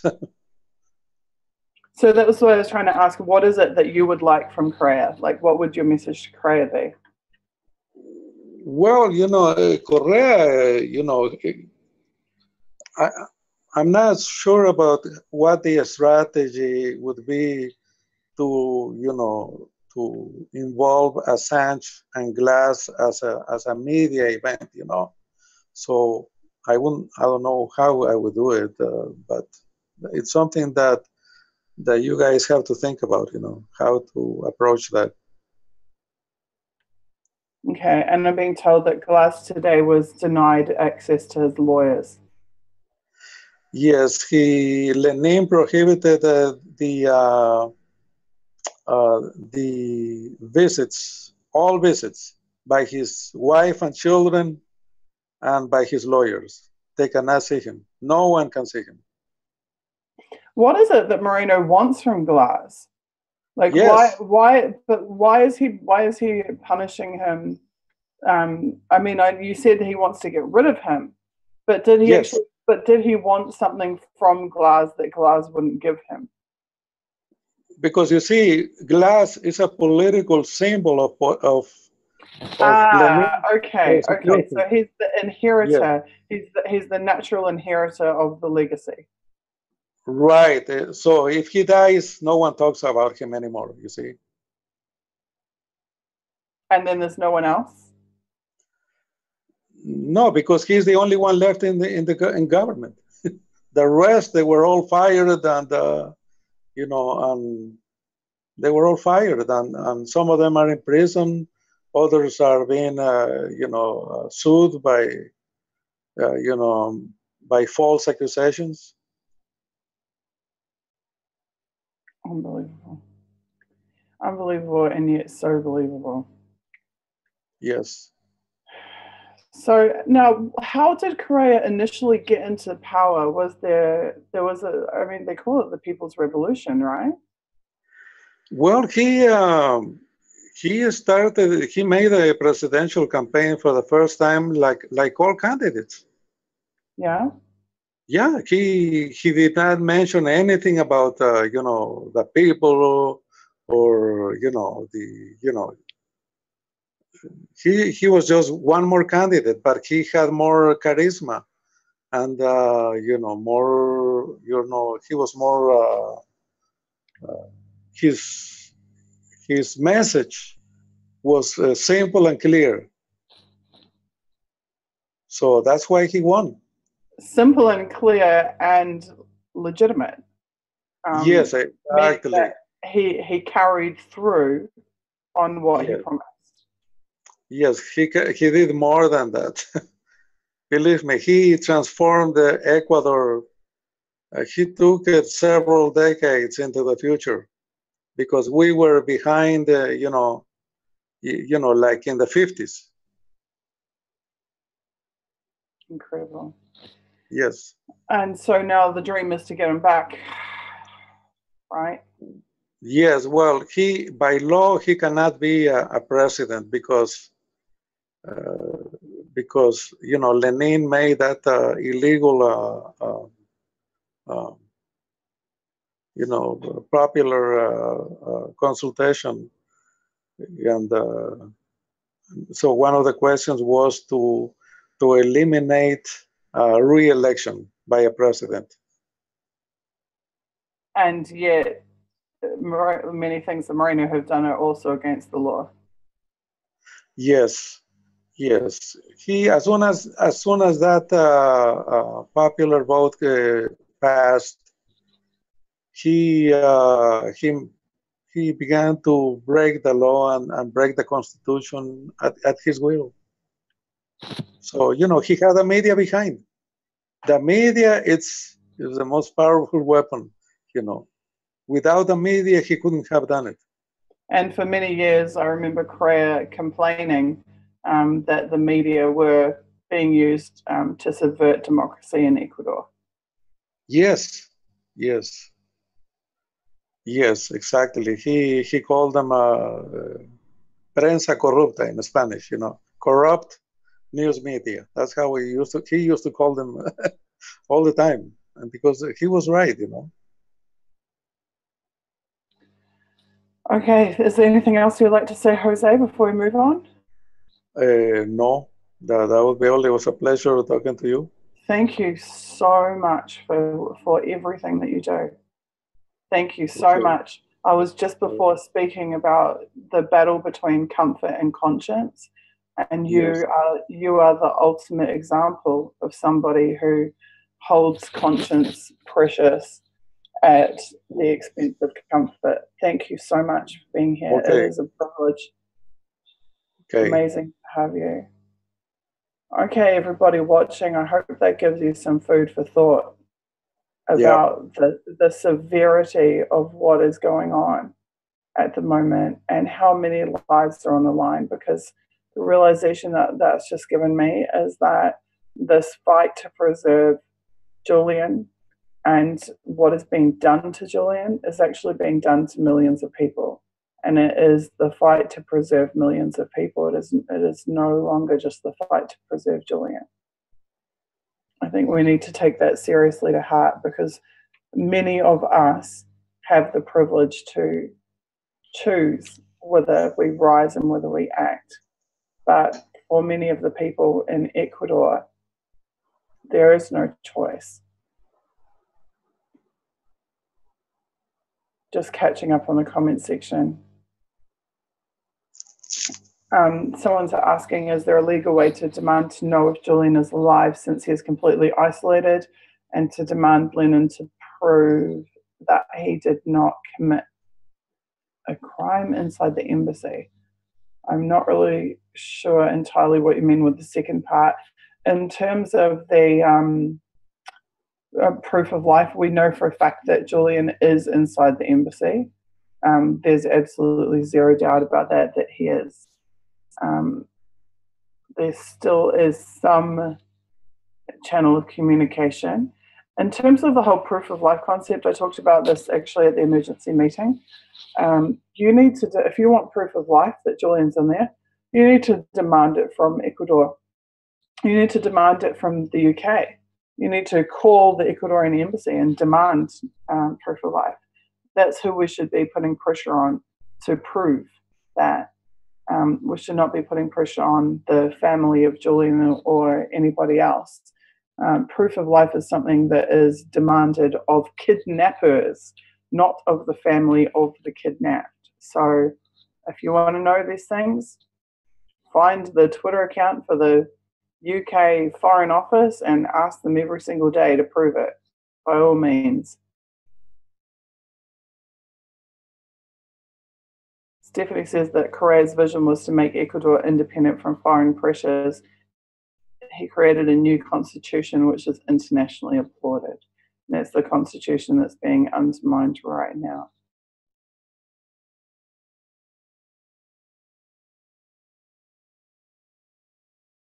RSFO says not only the people of the USA live with the big lie, in many ways Europeans are more naive because they just think how the USA isn't a democracy, but neither are we, he's saying about Europe. Even the Scandinavian countries, they're total vassal states of the US empire, and people here don't understand it.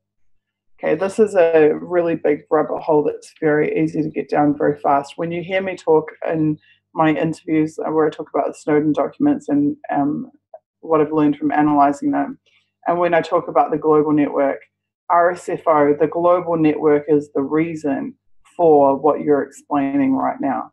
And that is that every country which is a captive of, or a participant, I consider them captives, but participants in the global intelligence network, the post 9/11 global intelligence network, they are homogenized. Their security infrastructure, their intelligence infrastructure, and therefore their political structures are homogenized, and they act as a single unit. And that is what you're seeing filter through in the subversion of their national identity and national sovereignty of each of those countries. What lies beneath that, it's like we see the symptoms on the surface, but what lies beneath those symptoms is the global what the NSA calls the global network. And that is the enmeshed security and intelligence apparatus of all of those countries, which includes all the Scandinavian countries, all of the NATO countries, certainly all the English-speaking countries, the Five Eyes, and Israel, and even half now, Saudi Arabia and everywhere else, half of the Middle East. So this global network is responsible for these manifestations of political problems that we see in many, many of these countries. And that is why the system we have to fight is a global system. And there is only a very small number of countries left which are not subject to that global, which are not participants in the global network and not subject to it. And though that global network is what Julian has been exposing for many, many years. That global network is what he's been fighting against. That global network are the arbiters of the wars. They are the ones who came up with preemptive invasion as a concept, and endless war as a concept, and the war on terror being a global war. This was the concept. Remember George W. Bush saying, "The world is the battlefield." This is the attitude of the global network. The attitude is that the whole world is a battlefield, and that the war never ends. The war is on terror. It's not a war in a certain place where they declare the beginning and declare the end. It's a war on a concept. What they're really making war on is anything that opposes their total supremacy, their total worldwide supremacy, anyone and anything. And they use the combined powers of the global network, be that Europe, Scandinavia, the South Pacific, or the Middle East, wherever. They call them their partners, their partner agencies. They use that combined strength to attack and undermine any country or entity which stands in their way. And that's what we see in Ecuador. Ecuador was a country that was not a part of that global network. And Ecuador is now a country that at this moment in time absolutely is well on its way to being a part of that global network, if not already. And when you see the statement, the list of rules that was given to Julian Assange by the Ecuador, which was imposed upon Julian Assange by Ecuador, in those rules it said that they would collect the device serials of any visitor to Assange, and that they reserve the right to pass that information to the UK security agencies. That is the global network at play. They collect this information and they pass it to the global network. So that's as good, that type of behavior is as good as Ecuador being a member of the global network. Okay, I'm going to move back on to Unity4J, and I would love to hear some updates, because now I'm running out of voice again. I'd love to hear some updates from some of our crew. So we have here with us Bjorn Danielson, we have Bruce King, we have Eben Kim, and we have Elizabeth Katmima. So any of you guys that want to speak up and you have something to say, go for it.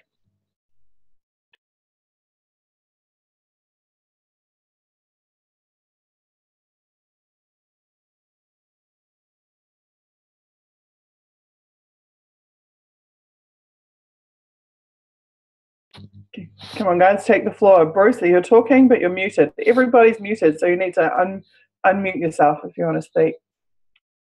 Oh, no, really, I just want to thank Jose for that wonderful interview and for his courage in doing what he does in such difficult circumstances, and for coming on. That was wonderful. Great interview too, Susie.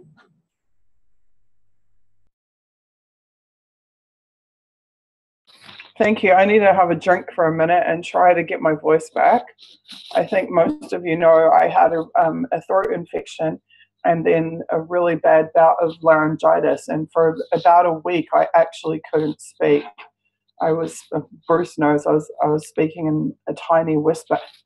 And I think you can hear now the croak is coming back in my voice. If I overuse it, I begin to lose it again. So I need to just really try to rest my voice and take it easy in the coming times. I did those 4 segments with Jimmy Dore, and right at the end of the 4th segment, I lost my voice. So it was lucky that I held out through those. And I know my voice was very croaky at the emergency meeting as well, so I'm sorry about that. We all do our best that we can under the circumstances. Okay, Bjorn, did you want to give us some kind of update? Hello, do you hear me? Yeah, go for it. I'll have my drink, but I'm right here. Yeah. Yeah, well, I'm sitting here working. You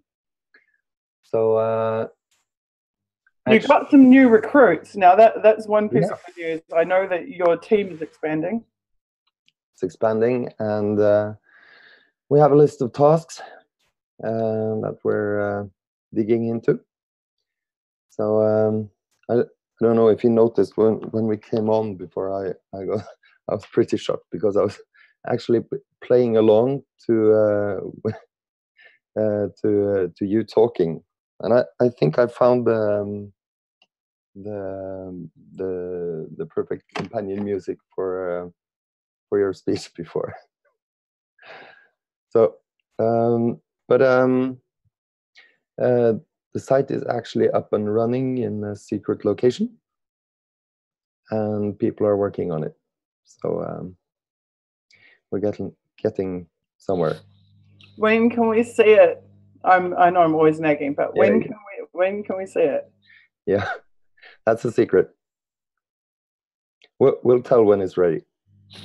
But we're just doing the basics, the absolute minimum to get it up and running, and then we have a long list of things Improvements we have in time. Cool. Okay, thank you for that. Evan, did you? Oh, was there something else you wanted to say, John? Yeah, I was just wondering if can you hear this? Yeah, quietly. Yeah. You heard a tone? Yeah. Okay, that's interesting. Yeah, I'm just testing. Okay. This little funny thing lying next to me. Yeah. Okay, we've got Evan come through. Evan is not often seen on our streams, but he's almost always in them, because Evan is the reason that we can stream to all the different platforms that we are. Hey, Evan. Hey, how's it going? Hey, thank you for everything that you're doing. Yeah, no worries. No need to thank me. Making this happen. So not many people actually on stream teams still. Actually, we seem to have less. But I've been playing around with a couple of things, and I'll just go ahead and share my screen. It's more stream stuff, but I kind of had an idea of something else as well. Let's see, trying to find.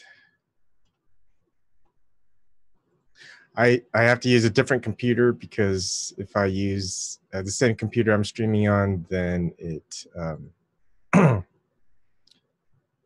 messes up. Kind of weird. Can you guys see which one? What do you guys see? Oh, that's not it. Well, I guess this one I'll start with. So Kathy is looking to do her documentary. So I found got my old server up and running. It's actually got 96 gigabytes of memory. I was able to find some stuff. So it's got 12 cores, 24 logical processors. Working on upgrading some of the hardware. So it only has, it's an 8-disk RAID 10, but it only has 4 terabytes, but it's going to have 16 terabytes, I think. Yeah, 16 terabytes at least, if not 32 terabytes, plus an SSD or 2. And so I think what I also do is put a lot of the long videos that we have. This would also be where all the it'll default for the local recordings, so we don't have to keep uploading it to the video team. Video team can just grab it off of the FTP that I'll start. So right now it's just 2012 essentials, but I've got a key which will upgrade it to either 2016 or 2012 R2 data center. So that's in the works. It's got 96 gigabytes of memory. It only shows 64 because of Essentials only limits it to that, and I also have a RAM disk set up, so it just gets faster throughput for video processing. So this will be pretty hefty for people to use. There will actually be a second. How do I stop sharing here? There will be a second server that I set up eventually that I have something in the works.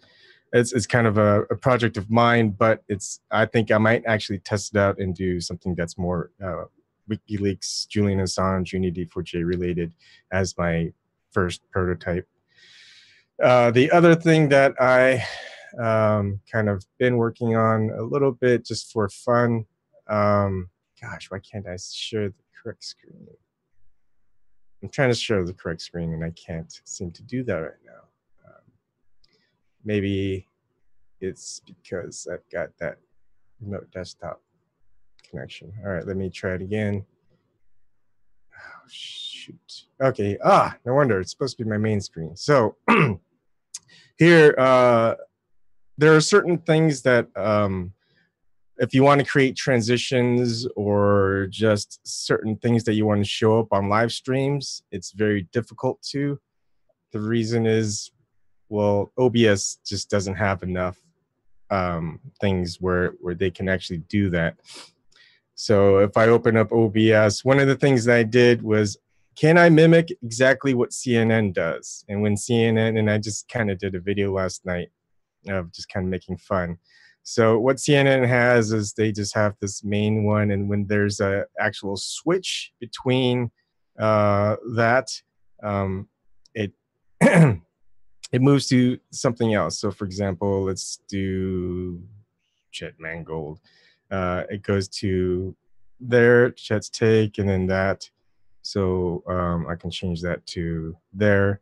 Now, another thing that's really difficult, and you can't even find a widget online that'll do this, is you can see this is the current time in Pacific time, and this is the current time in Eastern time.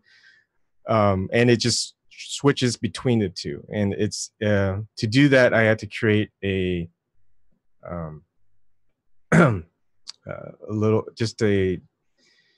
little bit of CSS and a little bit of JavaScript. It's not very clean. I just wanted to make it work. And so this is just a JavaScript right here. And that just gets the time with the offset for UTC. That's why you will see the PT.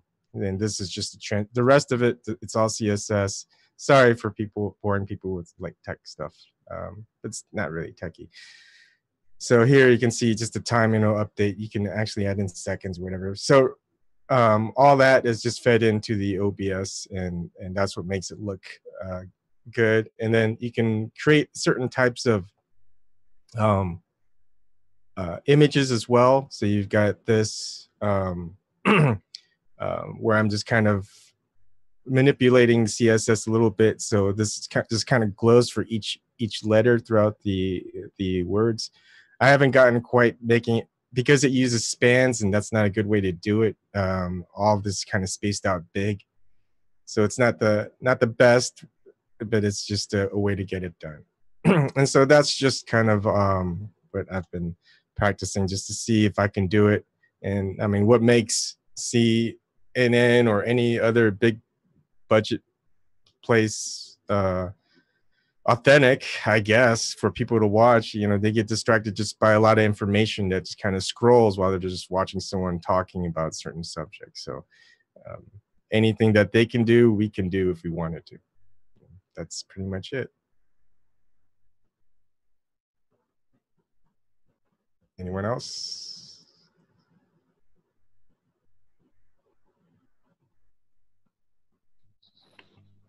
You're not going to actually play the clip of Chet Mangold? You can find it on my YouTube, Periscope, or whatever. It's a little silly. I don't really dress up, but I figure if I'm going to be on a respectable activism thing, I might as well wear not my usual T-shirt and my crazy hair. So I just put on a suit and with the backdrop, and it looks like I'm actually from like a news channel. I have a green screen in the back. It's just for fun, really. Right, okay, I just want to say something actually. You guys might remember a couple of weeks ago I had a little rant about Snowden in Israel. I was right. So I'm going to have a little chat about this with you. There had been some criticism. The criticism was coming from, what's her face now? I don't remember her name. At Mint Press News. Mint Press News is usually a really, really good news source. There was a journalist at Mint Press News who I had written about briefly in Being Julian Assange, the giant piece I wrote about Julian earlier in the year. That journalist had been attacking Glenn Greenwald and Snowden and The Intercept, and I'd written a pretty spirited defense of that and why I thought she was wrong. Well, in recent weeks, she had been saying that the fact that Snowden would speak in Israel, in Tel Aviv, he had a scheduled appearance there, that was an affront to the BDS movement and that he should be participating in the boycott and not speaking in Israel. My response to that on stream, can't remember when it was, sometime in the last couple of weeks, was that if Snowden was speaking in Israel, he would not be doing it as entertainment for Israel, but that he would be ripping the shit out of Israel for their complicity in the global network, their surveillance abuses and whatnot. I've just now seen the media that's come out. It looks like he spoke there yesterday. And let's just have a little look at what it was that he said. Israeli spyware may have helped Khashoggi's killers, Snowden says.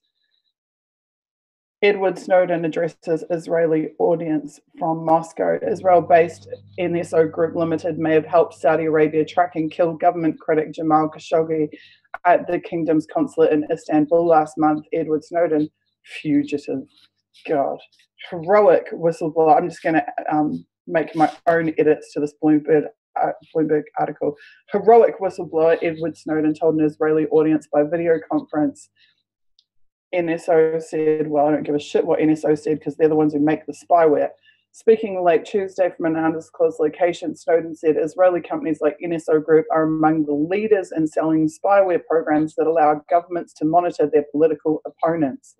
The company's Pegasus software, which can infect a target's smartphone and in effect turn it into a spying device, had been installed on the phone of another Saudi dissident who was in contact with Khashoggi, Snowden said, citing the Canadian internet security think tank Citizen Lab.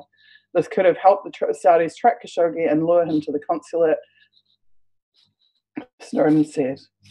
Okay, so sure enough, Snowden described Israel's NSO Group as the worst of cyber surveillance companies. Its entire business is based on the idea of developing digital burglary tools for use by countries with dubious human rights records and histories of abusive behavior by state security. Edward Snowden, speaking via video link to a group in Tel Aviv, lambasted Israel's cyber surveillance industry for the creation of digital burglary tools that are being actively currently used to violate the human rights of dissidents.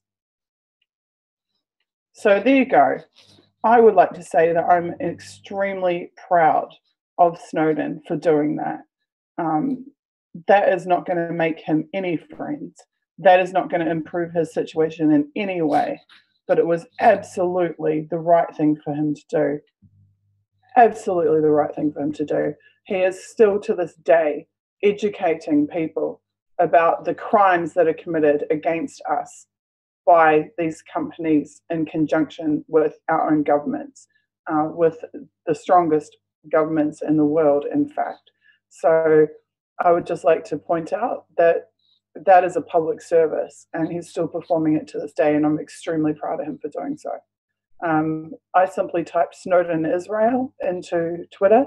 I strongly suggest that everybody go and type those keywords in and amplify that content, because that is extremely, extremely important information. And it's there in Bloomberg, but I certainly hadn't seen it. I'm not sure why it would be hidden from my timeline, but I had to go looking for it. So please go look for it, go read it, and help to circulate it. It's incredibly important. Okay, and I would like to say that type of spyware is also what you can guarantee people like Christine Assange will be being subjected to, and others who are close to WikiLeaks, and other dissidents. So that's something that we all need to be educated about, and we are very lucky to have people like Ed who are working to do that. So a huge thank you to him. Okay. On that note, who else wanted to speak? I think Elizabeth, you wanted to say something? If you're with us. Okay, I'm not sure if Elizabeth can hear us. I'm going to wrap. Oh, go ahead. She's just muted. She just needs to unmute. There you go. Hi, I'm sorry. I was talking to Fly. What did you? I was just talking. Hey, just giving you a chance. If you want to say something, go for it. And I did get your email, and I'll catch up with you afterwards. Oh, perfect. Okay. No. Well, when the activist was talking from. Oh, and her connection just dropped right as she started to speak. Typically. Okay, well, you guys, I want to not be on stream Thursday and Friday WikiBees because I think I really, really need to rest my voice, but I will be certainly around to support it and to help to amplify it. So I'm going to ask Mackenzie and some of our other people to come on board and to work with you for the next 2 days to get the tasks done that need to be done ahead of Saturday's action and to continue to progress this movement as much as is possible. If there's anything else you guys would like to ask, do so ASAP, because you probably won't see me again until sometime middle of next week. I'm really impressed by the turnout here tonight. This was very last minute and we've had hundreds and hundreds of people participating. So it's amazing. Someone says, Mark Morgan says, keep doing what you guys are doing, revealing the atrocities and striving to make the world a better place, one secret exposed at a time. I appreciate it more than you know. Well, back at you. Thank you for being here and thank you for caring. Tina says, Snowden has ethics and integrity. I completely agree with you. Completely agree with you.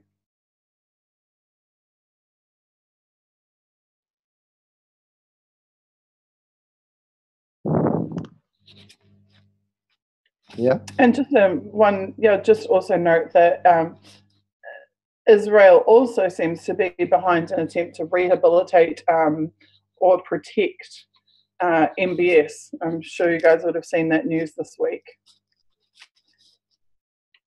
Okay, Elizabeth, here you go.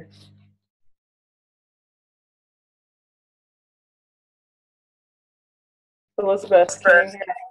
Yeah, I'm back. Sorry, that's the second time that's happened. As soon as I typed the question about the trade deals, my whole entire Zoom and my YouTube went down, and then I was asking again, and it just went down again. I just thought I'd note that.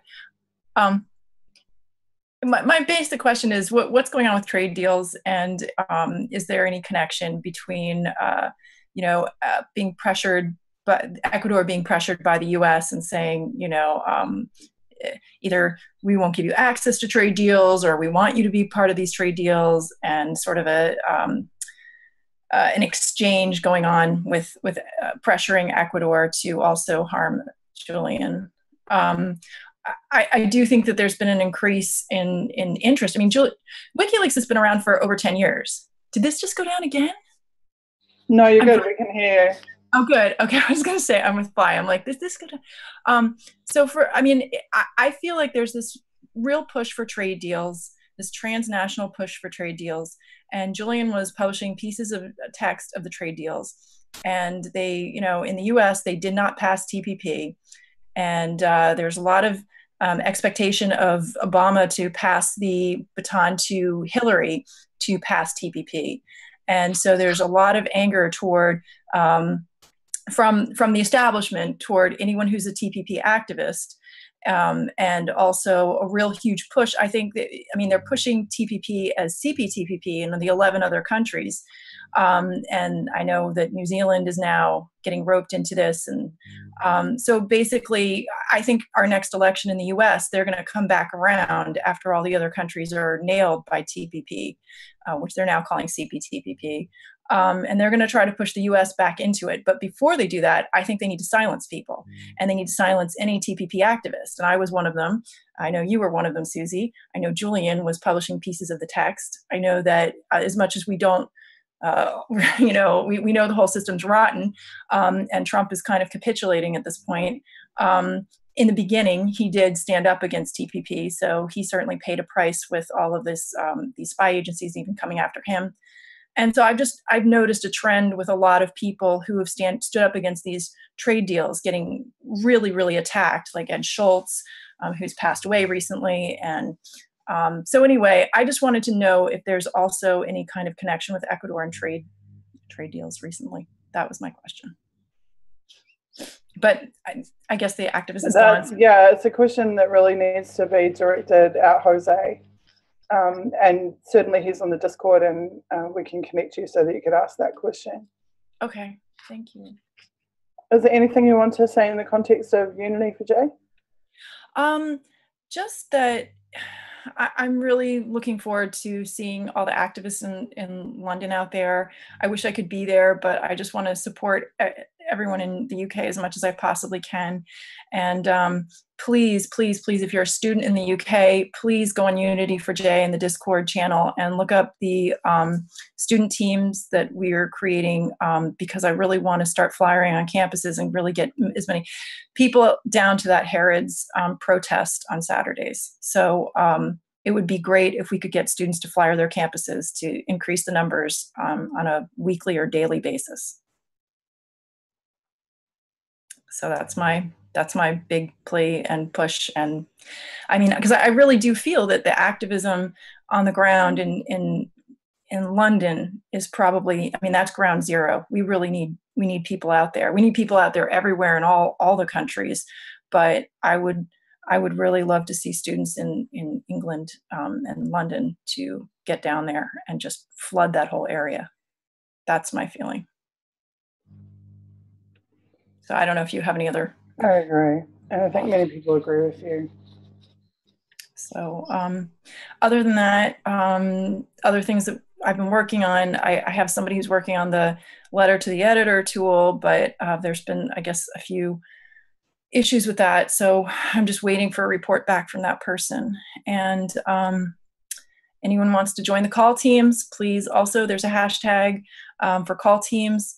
And we can all, in all, particularly the 4 countries, Ecuador, UK, Australia, and USA, we need to really put maximum pressure daily on any kind of leader or administrator, government official that is trying to harm Julian Assange, and just be relentless. Okay, and somebody is reminding me that there is a protest to free Assange in Washington, D.C. at the White House on the 10th, which is Saturday, the same day as that we're wanting to kick off the London protests. So, and by the way, I don't expect that there's going to be hundreds or thousands of people at the initial protest. This is something we're going to have to build over time. But the most important thing is the relentless nature, that we keep holding them again and again and again and again, and let them grow, give them time to grow. Okay, thank you all. And the team will be back tomorrow night for another WikiBees session, 8 until 11 Eastern. Thank you very much for being here, and I'm going to go and catch up now on my Discord and social media messages. Amazing to have Jose here tonight, really, really great. And overall, I'm incredibly proud of what the Unity for J movement has grown into and what it has accomplished. I know Christine is the same. She loves this movement, and we can't do it without you guys. Bruce, let's save Mackenzie for tomorrow night, because I'm going to wrap up now. My voice is nearly gone completely. Okay, you guys, thank you so much. Love you all, and see you tomorrow night. I'll be here in the audience. Okay, good night, everyone. Our number one enemy is ignorance, and I believe that is the number one enemy of everyone, is not understanding what is actually going on in the world. It's only when you start to understand that you can make effective decisions and effective plans. Now, the question is, who is promoting ignorance? Well, those organisations that try to keep things secret, and those organisations which distort true information to make it false or misrepresentative. In this latter category, it is bad media. It really is my opinion that the media in general are so bad, we have to question whether the world wouldn't be better off without them altogether. They're so distortive to how the world actually is, that the result is we see wars and we see corrupt governments continue on. One of the hopeful things that I've discovered is that nearly every war that has started in the past 50 years has been a result of media lies. The media could have stopped it if they had searched deep enough. If they hadn't reprinted government propaganda, they could have stopped it. But what does that mean? Well, that means basically populations don't like wars, and populations have to be fooled into wars. Populations don't willingly, with open eyes, go into a war. So if we have a good media environment, then we'll also have a peaceful environment. Julian Assange, thank you very much.